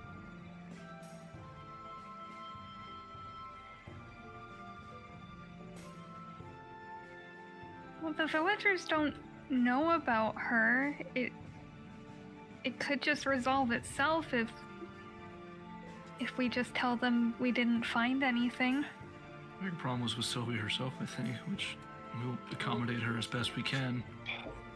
Yeah, I just mean about the village, you know? Well, we just tell the village the issue's dealt with, and they're not gonna have any issue with the crops anymore. They seem pretty But if nonchalant there's- about the whole thing to begin with. Aren't we True. forgetting like something really important? Uh, And well, he lowers her voice to try to not let Sylvie overhear. There's still someone around who murdered her father for no good reason. That is true. To which Nasa will say, "How do you know it's no good reason?" Well, he was a paladin. Why would someone murder a paladin?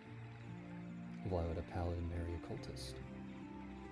Well, But she he wasn't a cultist in the end, right? supposedly converted her. Nasa will gently pat Reich's chest and then at the same time pat Lysandra's cheek. And she'll explain that a paladin's oath is very different from a cleric's oath. And even if she eventually cast away the shackles of a cultist, there is no way to tell how far along she was, and whether or not she was able to entirely rid of their influence. We don't know the family knife, and obviously, a lot of that information was hidden from Sylvie. But So you. when the paladin first met this Drider, he should have killed her, and he chose not to. Not because he felt it was the greater good to do, or the best option, or anything that would make the most amount of people happy. He did it for a very selfish reason, and then kept it secret from the rest of town. And sure, he may have been a very good father, and it's quite clear that he has passed down quite a few of the tenets of the deities that he worshipped onto his daughter. But it's not like he did something good. Sure, And if he somebody didn't do something chose, bad, but he certainly didn't do anything good. And if that is how Didn't this he? other person retaliated, then it is very understandable for them to retaliate in that fashion.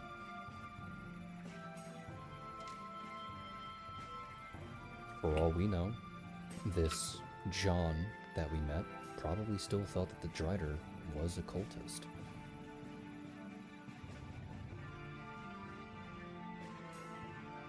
so it's safe to assume that we can safely tell the farmers the crops are safe now.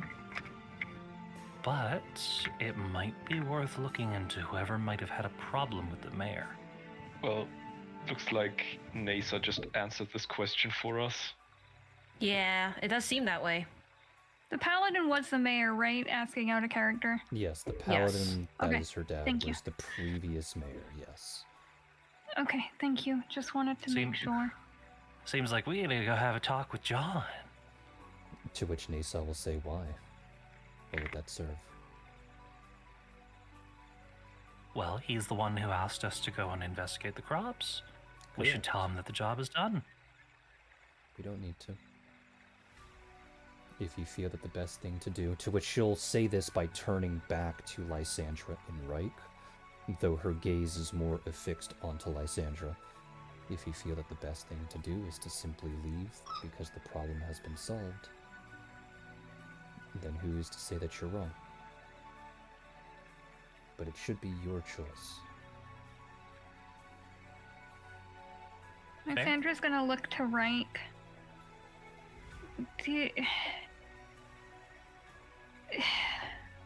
Nasa is right. He did break his oath originally. And I know what that's like, considering I sort of did too. I don't know. Maybe there's nothing we can do about it. They're already gone, you know? No. And it's No, not I gonna think solve you're right. anything finding out. No, I think you're right. If it was really for that reason, then there is nothing to judge, then there's nothing to make right here. Anything we would add to it would just be more fuel to this fire. I think the best thing we can do right now is making sure Sylvie's okay, you know? Maybe focus on that? I'll have to leave that to you, because apparently I'm not very good at that. Well, you could try. I'm not very good at talking, so you could try.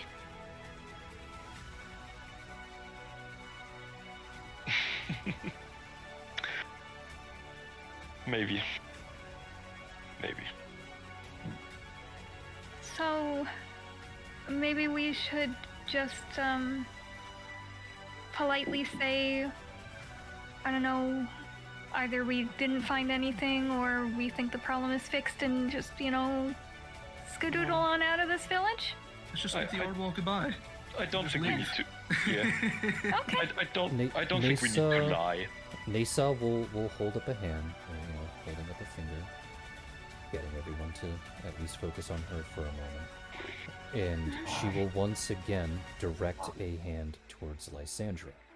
She says, I'm doing this for a reason. What do you think is the best course of action? I think the best course of action is one that protects Sylvie, and they don't know about her. So what is it that you want to do?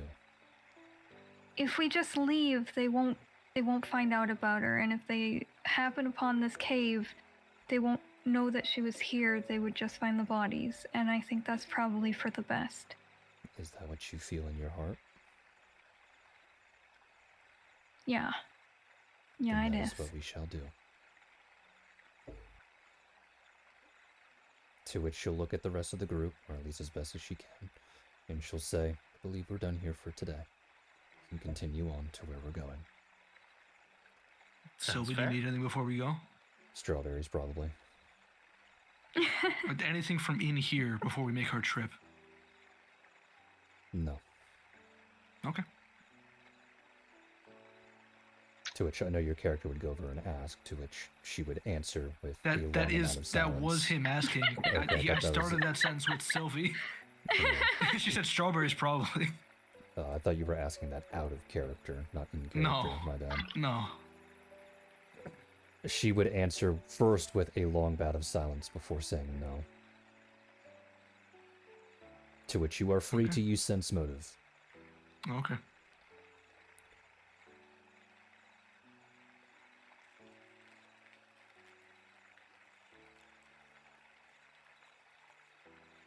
Give me just a sec.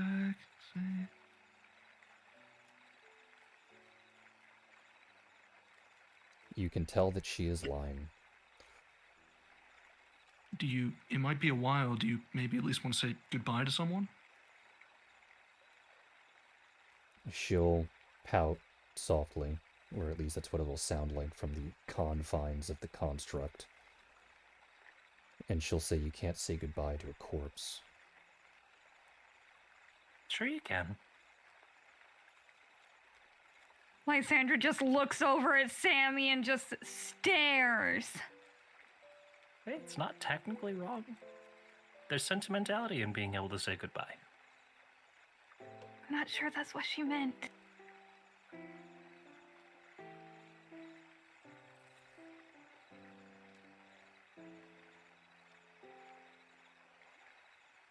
Single-digit IQ moment. She will say that there is something in her room if someone wants to go get it. She won't say where her room is or what it is. So, Rosin, double perception check. Double perception, okay.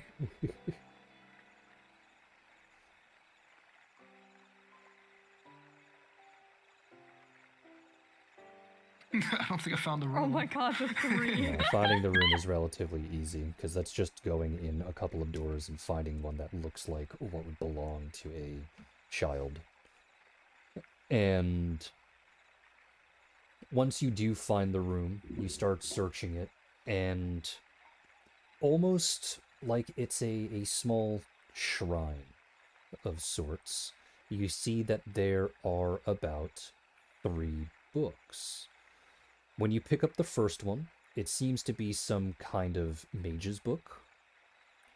And the way that it's written in, and the fact that their name is scribbled in on the front in very pretty girly letters, you seem to have found Sylvie's mage book. Underneath that is actually a Bible of sorts, or a holy text, which, upon looking at the front, you can tell that it's a holy text for Avita. And then the book underneath that is another mage book, to which, if the first one belonged to Sylvie, you can hazard a guess that the second one belongs to her mother. Okay, well, Ross will retrieve these and then, I suppose, flash these in front of the puppet. To which, after some time, she'll reach up and take them one by one. And you'll hear a faint thanks from inside. Okay. I believe this is probably the best place to end today's session, which I'm surprised went 4 hours. I thought it was going to be like 2. Yeah, We that had was to pretty long, recap a ton things. of side sessions. I guess that's fair. That took up That took up And like also an the hour. roleplay with Basil was a lot. Basil is a lot. High intensity yapping. You straight He's up a went fun from character. you straight up went from a person that has 1 IQ to another person who probably has an IQ that is more than the collective IQ of the group. That's not difficult. Hey, I have an out of character question. I may have an answer. Are all wizard book of spells the same? I don't understand your question. Well, Sylvie has the mage books, right? Yes. But I have a book. Are they all the same? Are you a wizard? I don't know. That's why I'm asking. What? No, What you're not a the wizard. fuck do you mean you don't know? What is your class? Shit! No, I'm a cleric. No, I'm sorry. You No, also I don't was- have a spell book. You're a cleric. I do. I picked it up and I put it in my bag. I've been holding it for the next time I find a wizard. That's why I'm asking. Are they all the same? Like, can I give this to Sylvie? What spell book do you have? No Is that the idea. one from I Dr. just wrote Doctor, it the down. one with Was it- acid blot or whatever in it? I don't know. I literally just have it in my thing. This is why this is Wizard if Book there of was ever Spells. ever a Wait. time for Okay. notes, it would be this one. See, No, this is Liam why me picked it up. being I'm This is gonna why me end being the today's note taker- session. Thank you all for being here. Thank you all for coming out. I hope you all enjoy the rest of your afternoon, evening, and good night. Goodbye. Bye, bitch. Goodbye.